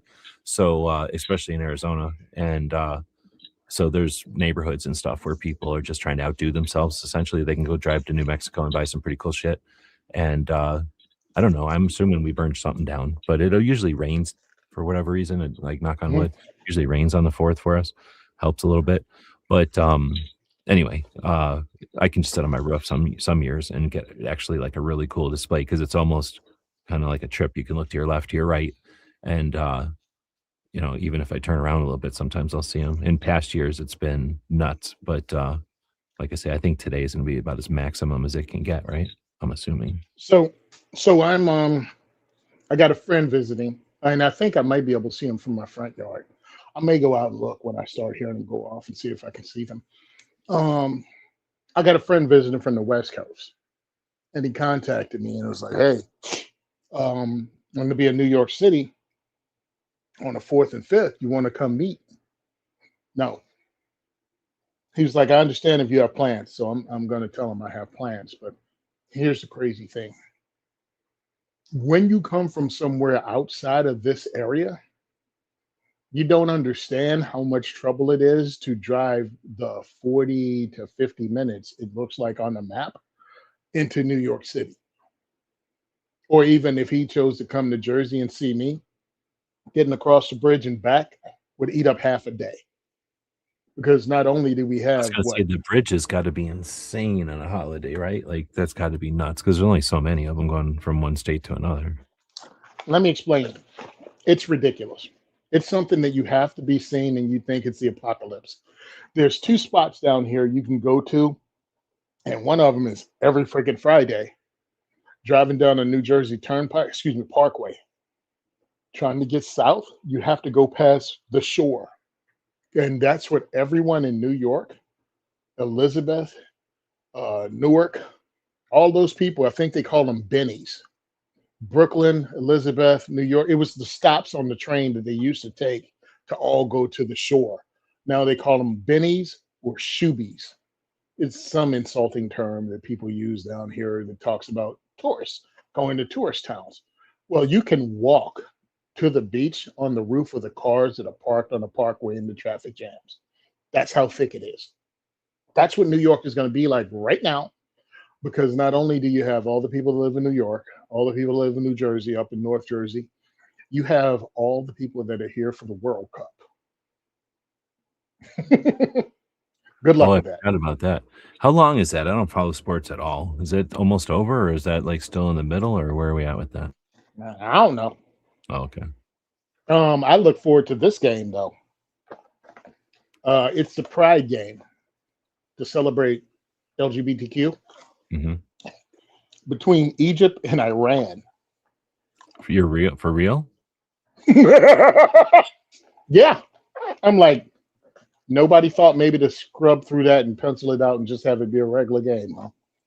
Two No, I Muslim mean, countries. if that's cool with them, and that's some sort of like way to say, you know what I mean? Like, because they get a bad rap, the religion itself gets a bad rap for all kind. You know, what I mean, like obviously I don't have to explain that. So if it's something that they're like consciously doing, or if it is literally like randomness and is some kind of cosmic, what are you going to do about this? That's totally different. Mhm. That's how it works. So I'm really excited to see who forfeits first, or do neither team just show up? Because understand, you can feel any way you want. Oh, they should stand up. And these people have to go home after it's over with. And if you have no idea what happened to the Iranian women's soccer team and when they were in Australia, you might want to look that up. They all wanted to be free. They all wanted to not wear a hijab. They all wanted to do some stuff. And then they started threatening their family, and family members started disappearing in Iran. Because all of them tried to, what do you call it? When you try to stay in another country, took political asylum. The whole team sought political asylum until their family members back home started disappearing. Then all of them changed their mind and wanted to go back to the wonderful country of Iran. So let's not act like that can't happen with these two teams in Egypt and Iran. For sure. But it should Yeah. be it It's should be almost like interesting. Iran is even more upset than normal for some reason. Well, when you're taking a loss on the world stage, kind of hard to keep screaming death to America when you have no ability to deliver death to Americans. Getting depleted for sure. It'd be Well, the another, entire not for a 3-hour show, but for another topic sometime to get into, like, you know, curious to see how the result of that, what caused it, and what the post Trump, 5 years, 10 years down the road, what that'll look like. Would this have looked like some kind of 4D chess move? So basically because I mean, again, I guess I said not to get into this. I'm getting into it a little bit. But, he took out Venezuela guy. Who's the other guy? Somebody else. And then Iran guy. Didn't he take out somebody else? Kind of like just without telling anybody? well, they took out some heavy drug dealing cartel guy Maybe in that's what it Mexico, was.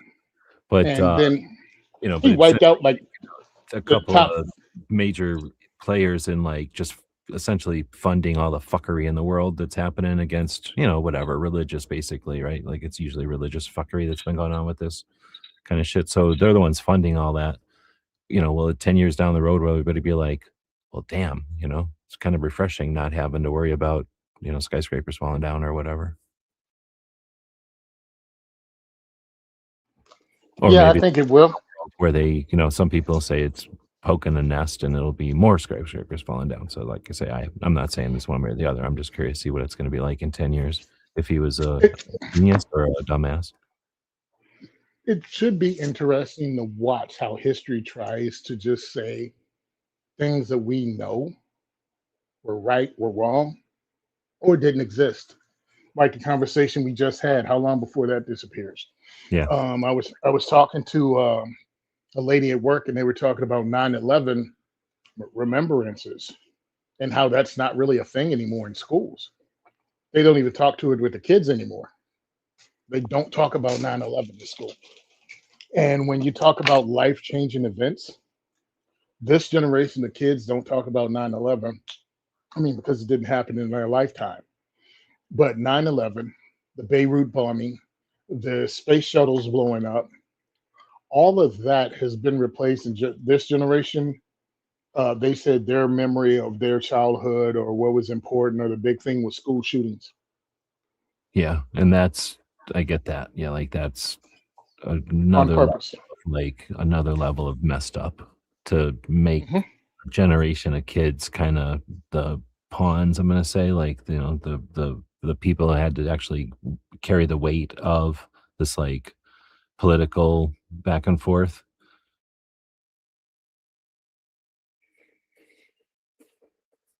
Yeah, you hijacked their childhood with fear and made it seem real. Now, to I'm be like, fair, we had the Cold War to a little bit. I mean, I don't know how traumatized we were. Maybe our I don't know. Like I say, I don't know what it no, was. It was legitimate fear, but I don't think everyone walked around in fear of it until that stupid movie came out, and then everybody was kind of afraid of it for a minute. But I think what happened is technology and shit started to escalate to the point where we had other things to fear. So we didn't just fear the Cold War, and then the end of the Cold War, I guess, ended the tensions with nuclear shit. Although we could all die in a moment if somebody fell down on a briefcase the wrong way, I feel like. But you know what I mean? Like because there is still yeah, nuclear briefcases running around. And but anyway, we're less concerned about that, and there's other things to be concerned about. So I guess I'm just saying, like, every generation has their thing to be worried about. We don't have to be worried about like fascists, I guess, like in the olden days, where some fascist, some country being mean to neighbor countries was like cause for us to have get enlisted and go to fucking war for some shit on the other side of the planet. That was sort of a oh, double-edged yeah, sword.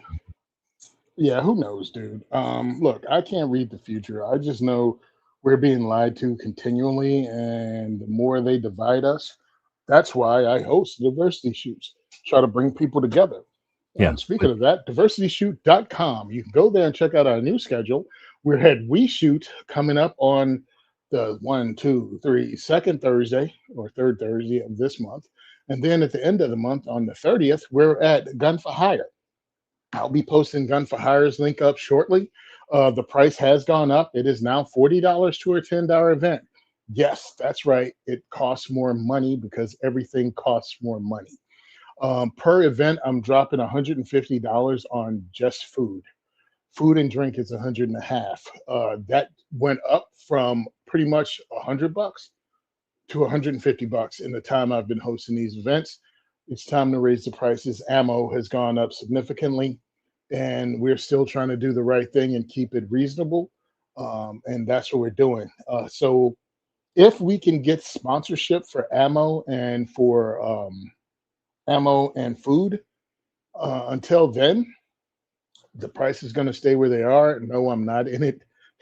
If I'm in it to make money, I would have done more than double the price from $20 to $40 because it's 3 hours at our event. We provide food, we have prizes, and we have private instruction. And you get to shoot at least, even if you don't try, you get to shoot at least a dozen different firearms in different calibers.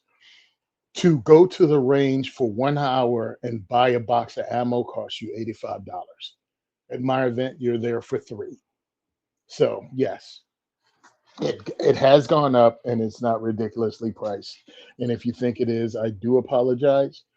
Um, and if you really having a hard time making ends meet, then yes, I will let you in for the $20 originally. But I don't think anybody's going to have that hard of a time coming up with $40. And if you do, again, contact me privately and we'll handle it that way. Because I want people to get educated on this. And I did want to keep it at $20, but without sponsorship, without someone paying the bills to actually help fund it, including prizes, understand my prizes come from either donations or from stuff we get from companies or that friends picked up at SHOT Show and then sent to me, and I repackage it as prizes. And those prizes help pay for the food and meet some of the cost of running this thing. No. So I have not started the 501c3. As you know, last year, this time, our accountant slash, um, I guess the guy that was coming up with it died. He's gone. There was a whole question of who's going to do it next because I have no relationships like that with anyone else. And of course, we were trying to get it done for free because that's who was going to do it for us before.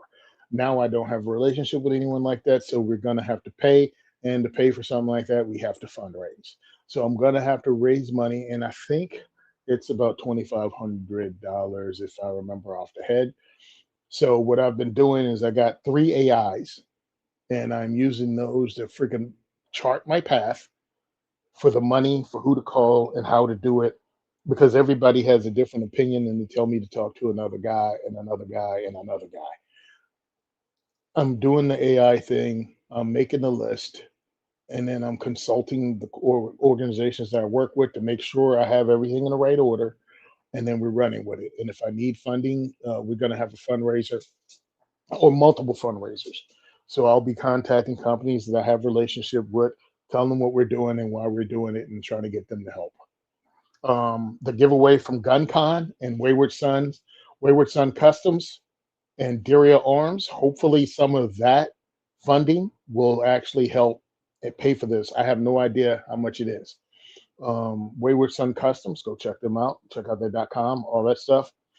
Go check them out. He was the one that set everything up, and he got the donations, and a lot of people. Thank you, everyone at GunCon that bought a ticket, because every vendor at GunCon had to donate something for free. So all you had to do was go to a booth, scan their Q something code. QR code. There you go, QR code. Scan a QR code and input your information, and you were entered to win a prize from every booth. And then Daria Arms put up Wayward Son Customs, whole custom gun case and all the EDC knives and flashlights and all the stuff you could win. They set it in the back, and people walked and actually gave $20. They were $5 a ticket, and people paid money to help us out so they could win the prize. And I thought that was very, very cool. Because again, all they had to do was enter for free at, I don't know, 30 or 20 different vendors, and they still reached in their pocket and gave money to us. And that humbles me and makes me grateful. And as someone who's a Christian, and I curse, I joke, I do all that, but I definitely pray that I'm doing this for the right reason. And when people help out unselfishly like that, it really makes me feel that I'm 100% doing the right thing by trying to grow and make a difference. And yes, I talk to Derek all the time. Derek and I continually have these discussions about fundraising and how difficult it is. And we're usually each other's best cheerleader, because just some days, 100% it feels like you're getting kicked in the nads from a bunch of people that they seem to talk a good game about caring about the future of gun ownership and the Second Amendment. But if they have to reach into their pockets, all of a sudden they have Tyrannosaurus Rex arms, and they start telling you about budgets and stuff like that. And then you see them give an entire firearm away to a gun bunny and another tactical channel. And you've got to talk to each other and go, hey, look at the positive and the good, and don't concentrate on the bad, and just let that go. Because what you're doing is way more important than that. And don't be petty. I ain't superhuman, dude. Sometimes, yes, I have to have that pep talk with myself, or some of my friends have to reach out to me, or I reach out to them and going, hey, it's a rough day. Truthfully, here's a way to tell if I'm having a rough day with what's going on. I usually reach out to people and tell them what a great job and what amazing people and how they motivate me are. I just turn my bad day into looking for other people to tell they're doing a good job. And that makes me feel better, because I am not in this alone as an advocate and an activist. And I just reach out to others that are doing the work too. And I feel pretty good about it. And that brings me out of the freaking doldrums of doing this for 11 years and still wondering if you're going to be able to afford the next event. Oh, I hope I didn't bring everybody down, and I went over the 3-hour mark. So I apologize. Well, I went on a tight schedule, like you said, but That's the thing. I was going to say, I don't know about getting kicked in the nuts, but I know because I've seen people be in these conversations where it's like you feel like kids or children, like your heads are down here, and then the adults are talking, and they're talking face to face up here, and the conversation is like, I wish we could have more, X Y Z. I wish there was more blah blah blah. And then, like you say, and then they turn around, and while you're both all standing there with like essentially what they're looking for, and they Mhm. could deposit a third of what they're about to spend on marketing, and then they turn around and do whatever marketing, and then the next conversation you hear with them is, I spent so much money on marketing and I don't feel like it was effective. Was your marketing effective? No, I don't feel like it was effective. Or like, yeah, I feel like my marketing was effective, and I need to double down on that marketing. And it's like, fuck, you know what? You know how we can make our marketing even better? Oh, this is the thing I was going to say. And this goes back to whenever I didn't interrupt you before when I was talking about a committee. This is the topic. I knew it, I kind of remembered in pieces here. But I'm going to go on tangent here to conclude this one. But you know what I mean? Like that's how I usually see it. Cause I'm never like asking for money. I'm willing to take money. Nobody's thrown money at me in a long time, but and I only ever got money because I was huge. Like my numbers were bigger than them, and they threw money at me in small buckets back in the olden days. Uh, Mhm. because I had a larger audience. I don't have a large audience anymore. So I haven't had any kind of attention like that. So I never, and I don't, my goal here isn't to make money on the gun community. So I've never went to SHOT Show, for example, like asking for money, but I've been in the room. I've literally been in conversations with people having these kind of discussions because it is an industry. We do have to exist. You know what I mean? Nobody's independently wealthy and doing this as a hobby. Maybe a few people, but very few. Anyway, so like I say, I see that happen all the time where like the people who are literally doing the work are standing there in the conversation. Like I'm not even talking literally, like literally as can be, like standing there, and the two people who have like basically a huge marketing budget will just be like, yeah, I wish there was somebody exactly like these two people standing here who, would be standing. But what I did do was waste a bunch of money on a YouTuber. Oh, really? I wasted a bunch of money on a podcast. Oh, really? And then like, you know what I mean? Like, well, I kind of feel like it was justified because we got some views and blah blah blah. Did you sell any guns? No. And it's like again, like how we fix this by changing the Overton window so that guns aren't abused anymore. Like gun owners aren't abused anymore. Like the guns aren't the whipping property of the back and forth ping pong game that goes on. And when you do that, what you accomplish is that's what I was going to get at is on a tangent here than what I was going to ask before. If we were going to have a conversation with a bunch of people about a topic, how would this be for a topic? What would the future be like? And potentially, how far away is this future? But what would the future be like when guns are normalized, right? Like people aren't afraid of guns anymore as a general rule. So the gun laws kind of go away and people are just sort of chill, same way they are with cars. Like, oh, that car is loud or that Harley Davidson is loud, but oh well. Like they drove by, like I'm not as scared of it. I just don't like it. And if guns were like that, like, oh, there's some people shooting guns, like those people are loud. But most of the people around here have suppressors, so we don't even hear them. Like, you know what I mean? Once guns are like that, how much money will the gun industry make? Like, I know that the antis will suggest that the industry is only here to make money and they can't wait for the laws to go away because they'll be so rich. But seriously, Mhm. 40% of the world or 40% of our country can't own the cool shit. So as soon as you can, I mean, you're already gun owner. So the question isn't how many guns are you going to buy. It's just how many are you going to buy at first, and then how many you're going to buy in your second wave and so forth, right? Like how many can you afford to buy? So it's seriously like everyone who can't is going to immediately buy at least an AR, right? And if you can't, you're immediately going to buy a Glock. So like those kind of guns, first wave, you know what I mean? Like bought for sure. If I'm talking is no more gun laws, so now you can buy cans and full auto and shit. That means everybody in the whole country who's never had a full auto or a can is now buying them. Like we won't have enough metal. There'll be like worldwide metal shortages because they'll be making so many guns for everybody. But anyway, that conversation, right? Next level, who would you have in that conversation? I'm going to say, I know you're going to throw High Point in there, like Charlie from High Point, because he's like, can you imagine what he'd be like when in that situation? Like what his company would be like, I guess, or his companies, I should. You mean my super rich friend Charlie? Because he'd be having Eli Musk money. I Right. definitely bring in friends that run companies. Like the guys who run High Like Point. PSA would go insane, I suppose. Yeah, I don't know. I don't know those guys. You know what I mean? I'm just gonna like the guys from Gideon Optics, um, because that's also gonna explode. Accessories. If guns go out, if Oh guns yeah. mainstream, accessories are mainstream. So I'll bring them in. I'll bring again. I'll go ahead with Pincus because I don't know that many people that run their own firearms company. I can bring in Mike Sedini from Walk the Talk because he owned Eagle Imports before his family sold it. So he owned one of the larger firearms importers of I think CZs and other guns. So he would know. You know what I mean? People that actually had a background. I'm just realizing I know some cool people. But people that had their background in these things and they can actually speak intelligently about it, about what happens if all of a sudden this became, firearms just became the equivalent of, I mean, and this is the crazy part, skateboards.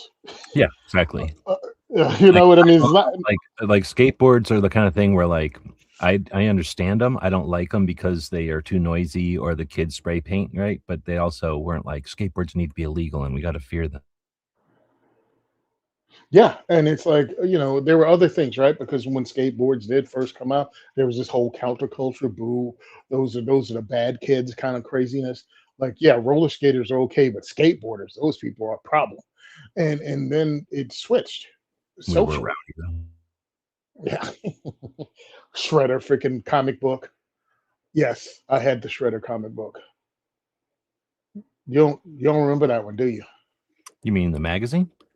No, there was I mean, yeah, the magazine was there, but there was a comic book hero that Oh was no. a skateboarder, and he had a mask on that looked kind of like Skull from Skull and Crossbones. Oh cool. And yeah, he'd skate around and he'd beat the crap out of people with a skateboard. People would shoot at him, and it was bulletproof. It was great, dude. Was Um, he invented in like the 80s with the big ass skateboards we had, or was it like from the 70s with oh, the old oh skateboards? no, it was the big ass skateboards from the friggin' late '80s or '90s because that's when I was buying comic books back then when I had actual my own money and didn't have to buy them by the pound from the dollar from the Goodwill.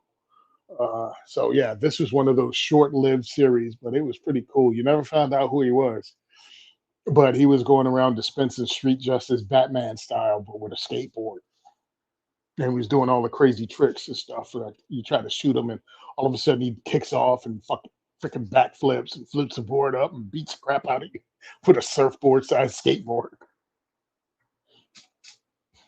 Oh, you Was got the machines on it, don't you? You're talking to a computer right now, aren't you? Yeah, so I think yeah, we have enough people that we can actually put on that. Um, yeah, I can't really think of the name of it, but I remember Shredder, shredding, something like that. It was about that. but I do think that would be an interesting, maybe not just a conversation, but like a topic to have people on, or maybe like if I have people on, like a consistent ask question to ask, or a couple of questions I ask everybody, just to hear different people's point of view on something like, what would the future be like with, gun laws are gone.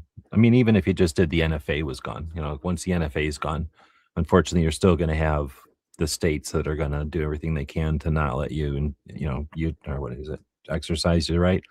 But what's it going to do? The country that doesn't resist that lack of prohibition and like, what I mean? Like, do Colt and Ruger start making full auto, or do new companies come out of nowhere? Like, there's no reason to have an FRT anymore if you can just buy a Geisley full auto trigger back or something. Oh, 100%. It's going to change the way things are, and people are going to be really upset. Oh, and by the way, the comic book was called Night Thrasher. Okay. My And comic book like thing was like alt comics, so like Teenage Mutant Ninja Turtles and that kind of weird shit, like that were, I don't know, mhm, like kind of satire of the other comics, and then things like the Nam from Marvel, I think, yep, and the Punisher. Nam baby. And then they had that, they had Teenage Mutant Ninja Turtles, and then they went kind of the anti-hero thing, and that's where Spawn came out.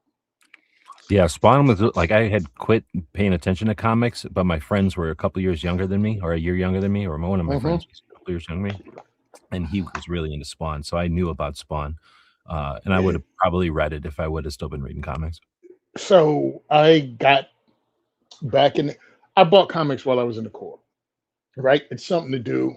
Didn't want to watch AFRTS all the time. The radio and TV, because all the shows are over a year old that got overseas at that time.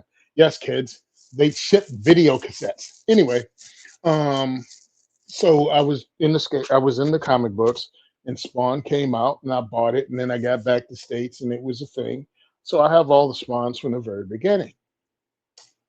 Then I dropped off. You know what I mean? I got out. I started working for my parents' company. I was really busy. Ended up meeting Todd McFarlane's old college roommate as a coworker.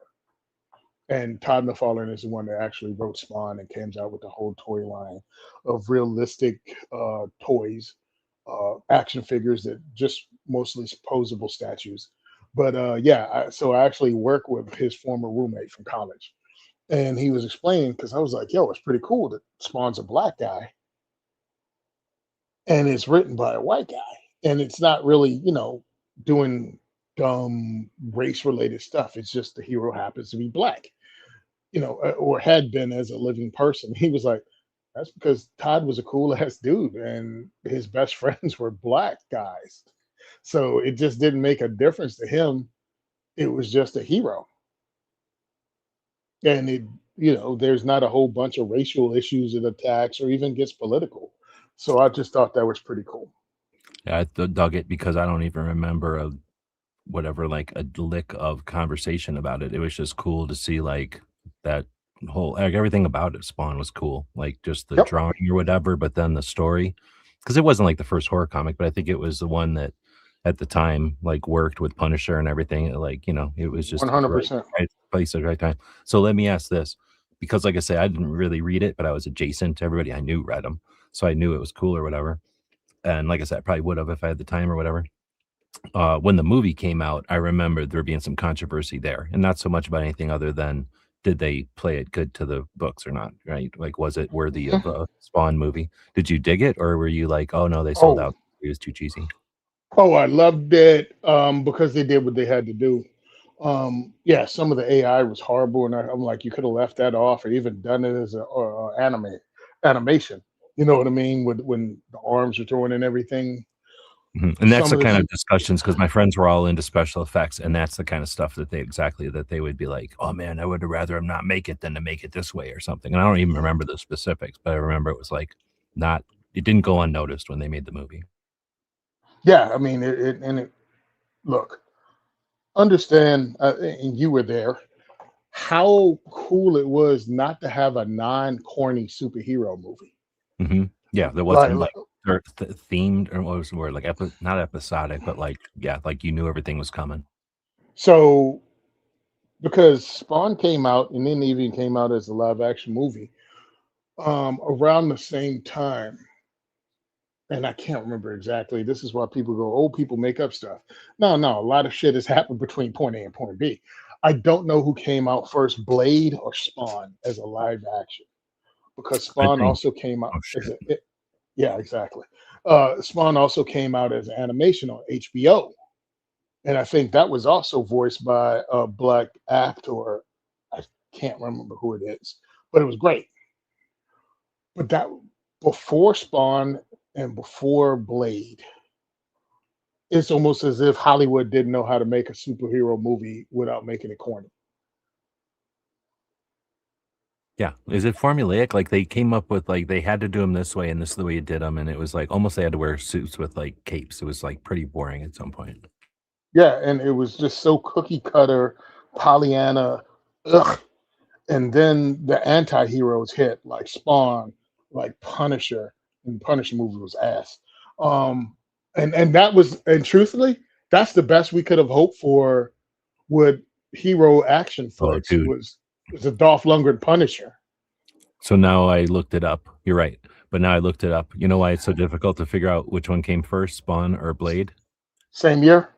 Well, almost 97 and 98. So, I Yeah. mean, yeah, it'd be Yeah. pretty tough at this point to remember. But technically, Spawn came out first.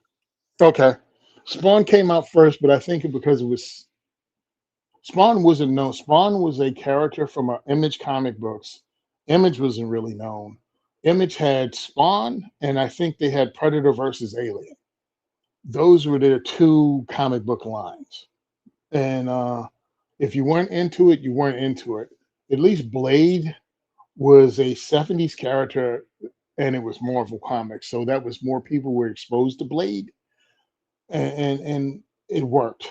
And I'm really grateful for it. So I'm not going to poo-poo it and go, oh, Spawn could have been better. Yes, Spawn could have been better, but I thought it was awesome.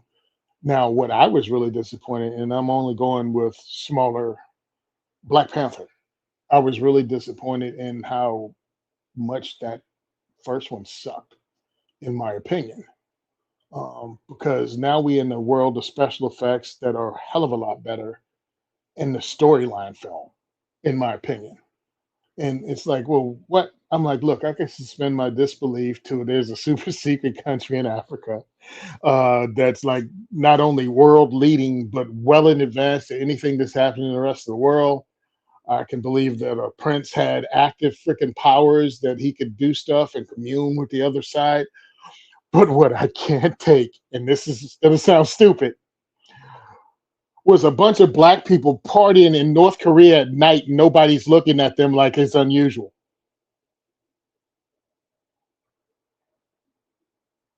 That's what was killing me. That they were all in clubs in North Korea at night. They had electricity when North Korea is out like freaking a 10-year-old at 10 o'clock at night, lights out in the room. And they're black dudes and bald headed, 6 foot tall black women in Asia, and no one's looking at them. I was like, that's way too much for me. I'm out. Do you And think it may that's some sound, sort of like let's push the Overton window, like let's make North Korea seem like more approachable or normalized or something? Or do you think it's just like bad writing and like they just didn't pay attention that like, oh wait, we're writing something that makes no sense? I don't know if it was an agenda or just bad writing, but as someone who lived in Japan and would have people walk up to me and rub my skin to see if it came off because they'd never seen a black person in real life. And many of them, depending on what TV shows or movies they watch, may have never seen one. So to act as if you could be in, again, the capital of North Korea at night, you could have put that anywhere in the world, by the way. So why North Korea? No clue. I mean, it was just, I'm like, what? This is just dumb. And it was just other things. You know what I mean? As we were going through it, I'm like, that was unnecessary. Why that? Why that? Why that? And then it just got to that, and they were running away or chasing somebody using a remote control car that his sister. I'm like, bye. And I actually turned it off and didn't look at it again. So yeah, it's crazy. It was unnecessary, but it's just weird that turned me off. Uh, I don't know. I think I don't like anything from Marvel compared to like Independent, because Independent is going to make it cooler. You know what I mean? Like more gritty, whatever, realistic. Every once in a while, like they do something good with like Batman or something. But for the most part, the most of the Marvel stuff is interesting. It's neat, but it's all almost like comic book. Like everything's clean. Like the uniforms barely get dirty and stuff. I don't know if that's the universe, if there's a name for that, but I'm just showing off. Oh, one-handed opening is illegal in New York. In New York. I'm just putting that in case somebody reads it later. KnifeRights.org. Is this one-handed opening? Is that what this is considered with the thumb stud and with this thingy? 100%. Okay. Knife Rights have been fighting your rights, and it's the most successful Second Amendment organization out there. They pretty much do nothing but win, win, win across the board. And they have an app. So check it out. It's a free app, Knife Rights. You can go to it, and it has the laws of every state, and I think even jurisdictions in there that you can look up. Now, I had something in Jersey, and it was actually supposedly wrong, according to a couple of people that would know such things. But it's a good route because it tells you what's legal and what's illegal where you are.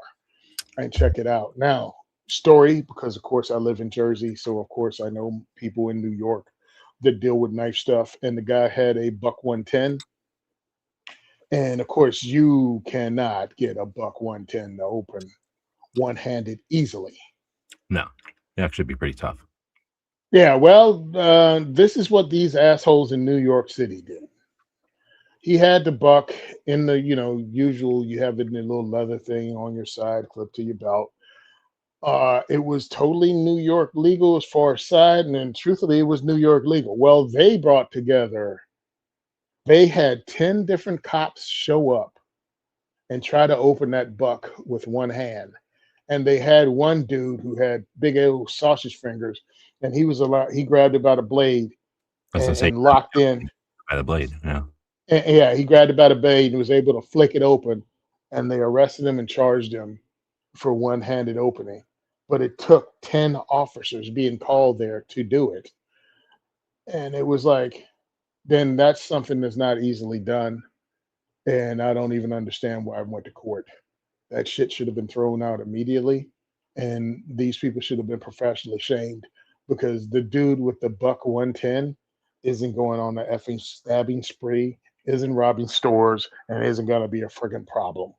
No. But ego got involved. Egos with a badge and stupid laws. So when people say, well, don't blame the cops, they're not the ones that wrote the law. Well, there's something called officer discretion. And when you got to call together a baseball team to get one person to be able to break the law with the object, yeah, I'm blaming you. What if we had a fingerprint sensor on the knife and it wouldn't open unless you got your fingerprint in there? Well, that'd be safer. Yeah, it'll be totally safer if it worked. But right now, biometrics is not ready for prime time. Don't let anyone tell you any different.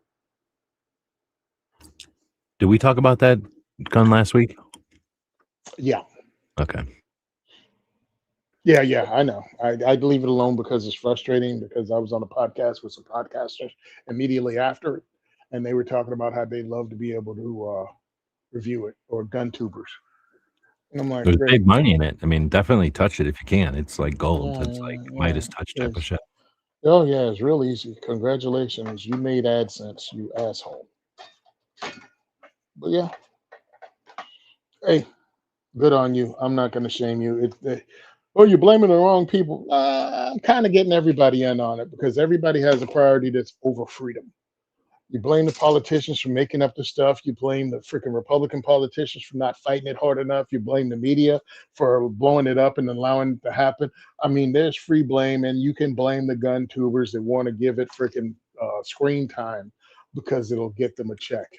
For some reason, go ahead. I'm going to interrupt you. And you can blame the company itself for making it, knowing full well what's going to happen to people in New Jersey and other places, because the minute it works here, it's going to New York, Delaware, Connecticut, California, Puerto Rico, and Hawaii. Colorado too. Washington. But people are too ignorant of how it really works, because they don't want to pay attention to it, because it's not their thing. Well, it's no risk, right? Like, it's only reward. There's no risk, only reward. To talk about it, I shouldn't say no risk. The risk is to others. There's no personal risk, I guess. They see it as no personal risk.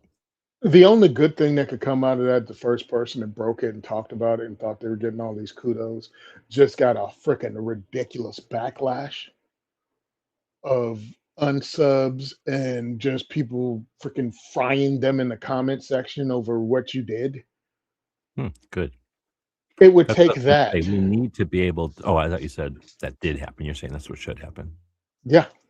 That's the only thing that would make people go, whoa, there is a risk associated of me having this job where I can just, it's a great job if you can get it and get paid for it, but when you don't want to take responsibility for the power that you do have to affect something, somebody needs to point it out, and maybe there's need to be some skin in the game from you It's that you certainly could. a facet that you don't appreciate until you've spent some time in the game. But yeah, there's always a new mousetrap, right? Like somebody always comes up with some new thing, some better thing. Occasionally, that new thing catches on or it fills a gap and it becomes a long term thing.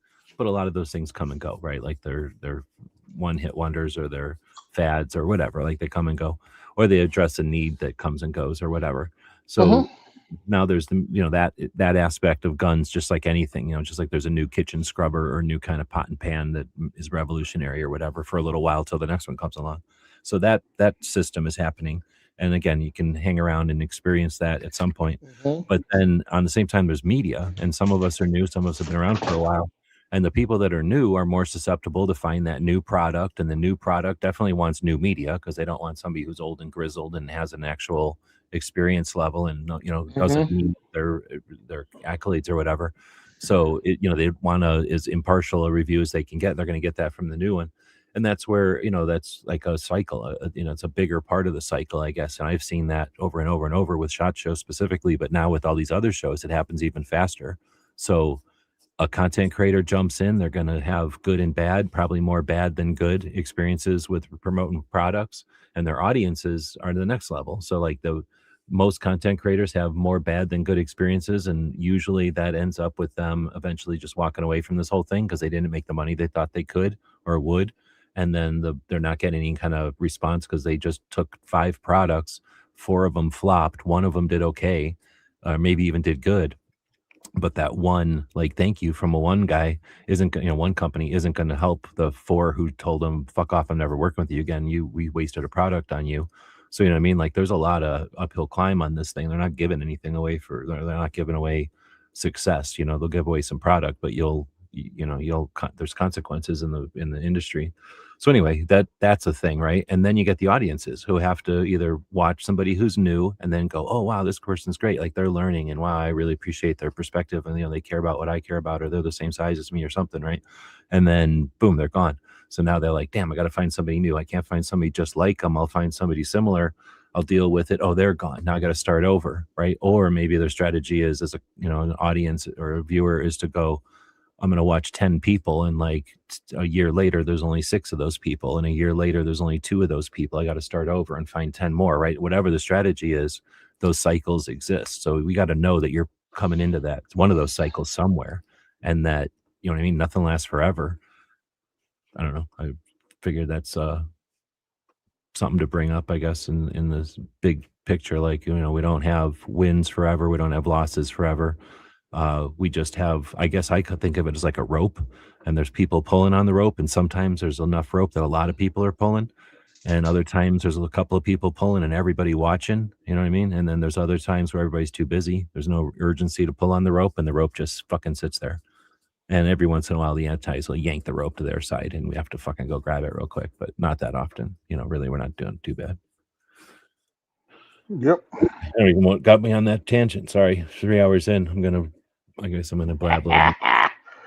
Oh man, how hard do the guys in the freaking chat roll their eyes whenever we talk about ending the show early, knowing it's not going to happen? There's got to be some. I'm hoping there's some kind of wagers with like, now you gotta drink that, or you have to do something else or something. It's like the auction that we watch. It's like, all right, man, it's gonna go for $250.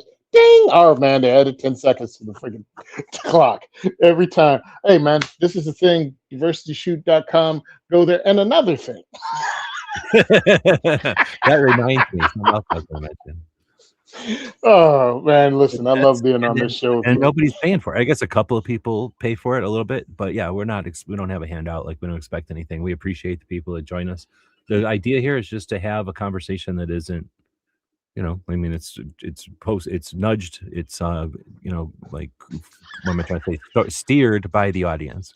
So people are joining us live. There's actually dozens and dozens. Does it show you how many people are watching?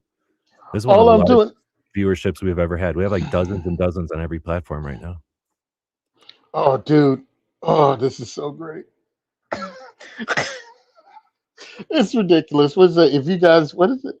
If y'all go less than 5 hours, I'm surprised.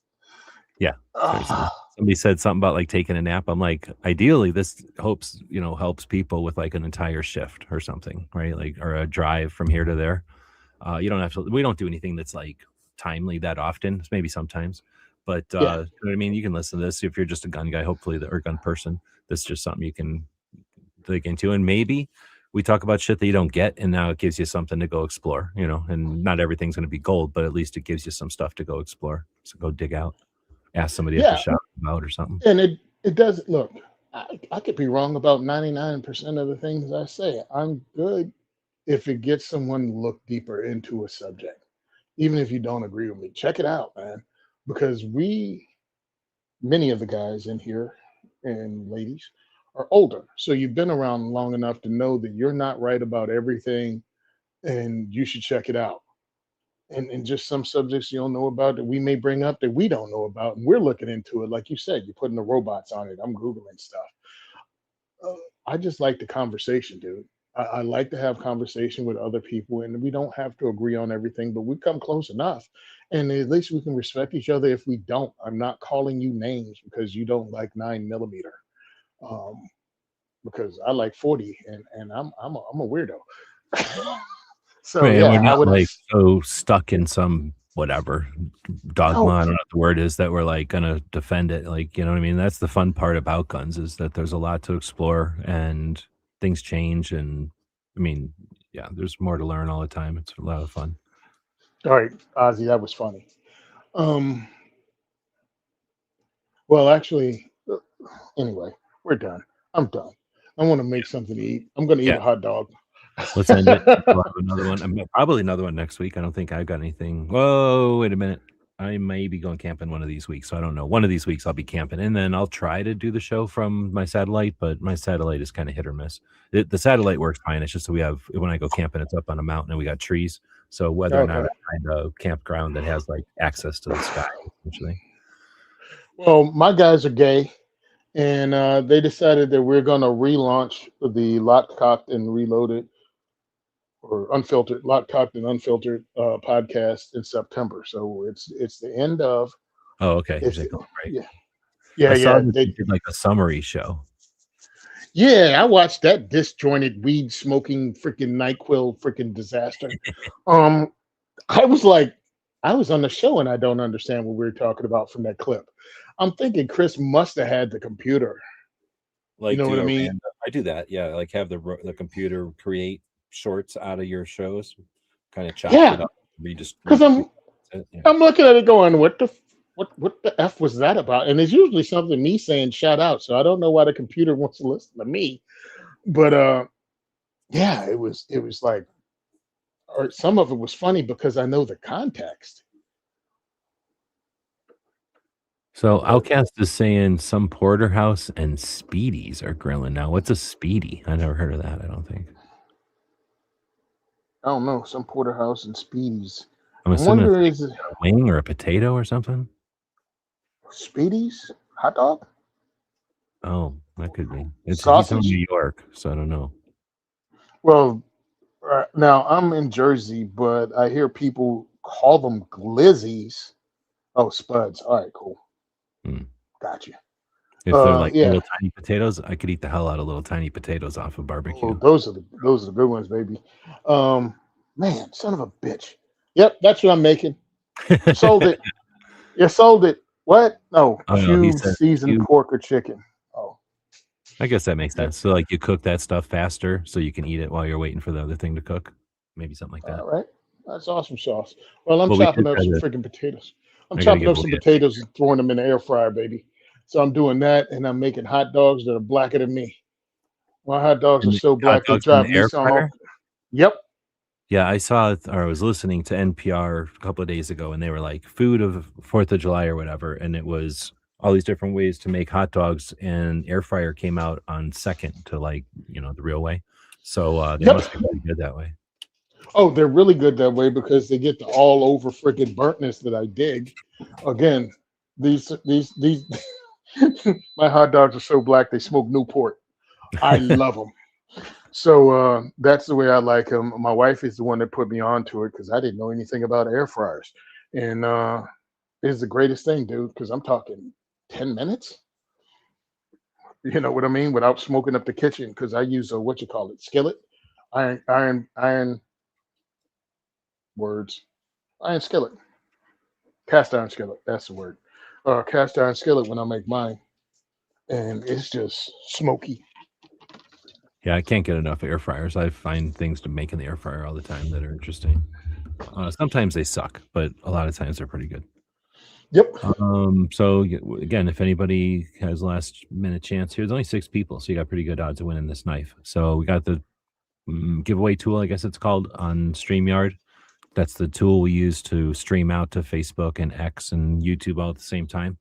That has like a feature where they let us do this giveaway. So if you've typed in the hashtag like on the screen here, the dog's name, then you're in the running. But nobody said anything, and I've been saying it long enough. I think we've at a 4-hour show we've had it. Oh no, we did get another one. Foss jumped in at the last moment. So now I feel good, like it was justified. So we're gonna click the button here. Booyah! Oh man, it's got me in there. How did it get me in there? Oh, probably because I posted a comment. Because of me. Oh, look All at right. that. In at the last minute and gets it.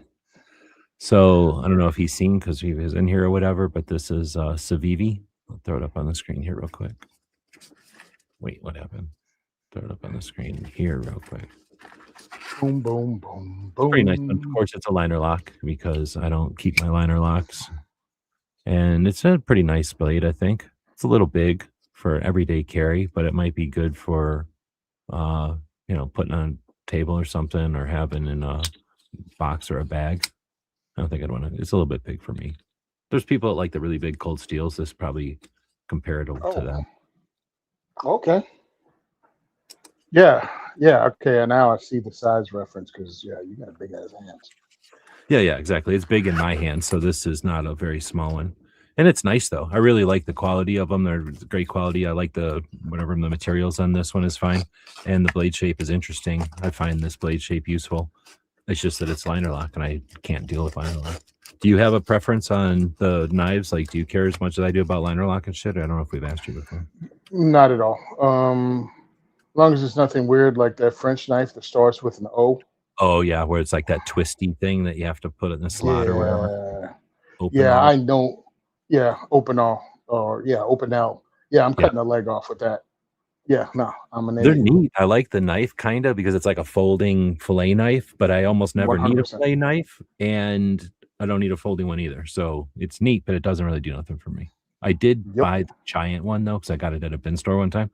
The giant one is like a foot long.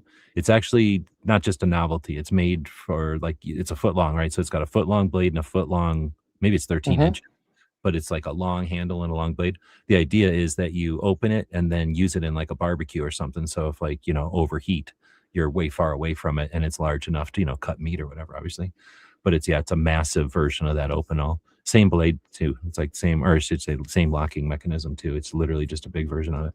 I just bought it because it's like a, obscene large version. It's like super cool.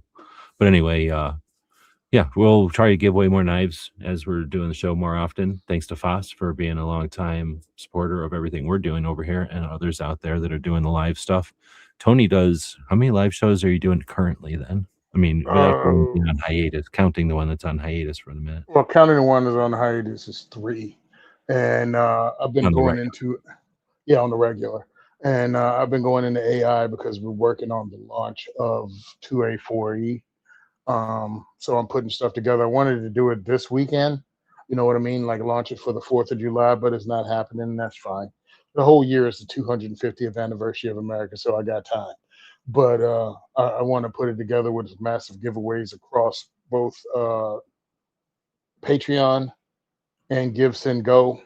I have different ones and launch a couple of different giveaways at the same time to let people know we're relaunching and probably do a fundraiser for the 501c3 all in one shot.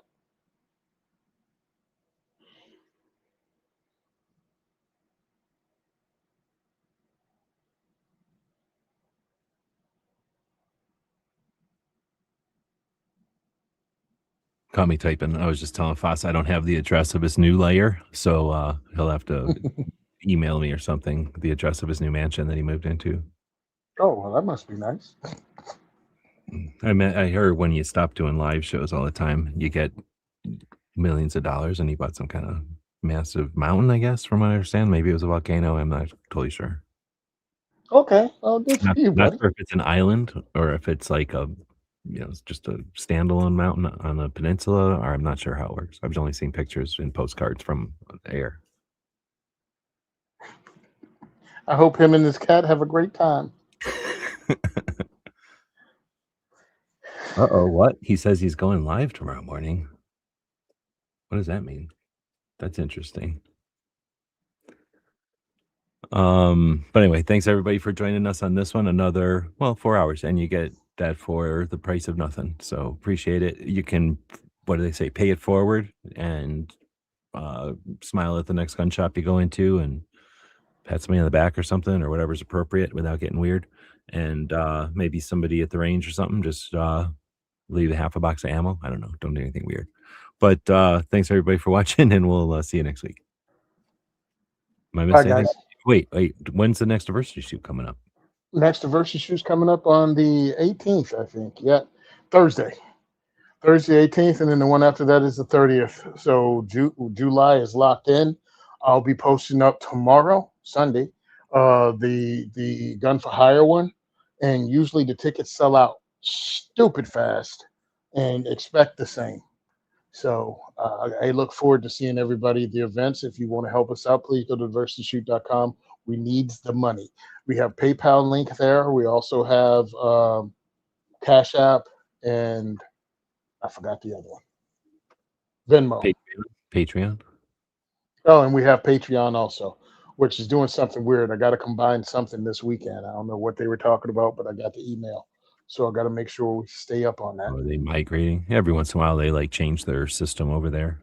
They migrated, like when you're a buyer or whatever, like when you're a customer of Patreon versus the person who gets paid by Patreon, whatever that's called. I don't know what the roles are called over there, but they combined them into one account. But they did that a while ago, so they might be forcing you into doing that if you haven't done it already. They do what? They had if like you're supporting somebody, that was one role over there. And then if you were being supported, that was like a separate role. Like you'd log into two different sides of Patreon. Oh, They changed okay. like a month ago or something. They made me change over to where it's like one account and you just flip back and forth from the same account. I mean, it's always been the same account. It's just they changed their, layout essentially. And for whatever reason, they made me like log out and log back in to the new system. And I bet you if you didn't do that already, they're probably just forcing you to do that already because it's been a while. Okay. Yep. But I got to go do that then. Anyway, so yeah, thanks everybody for joining us and for supporting the projects that are out there that are worth supporting. And we'll be back next week we'll just end it there. I was going to say something. I don't even know what I was going to say. Yeah.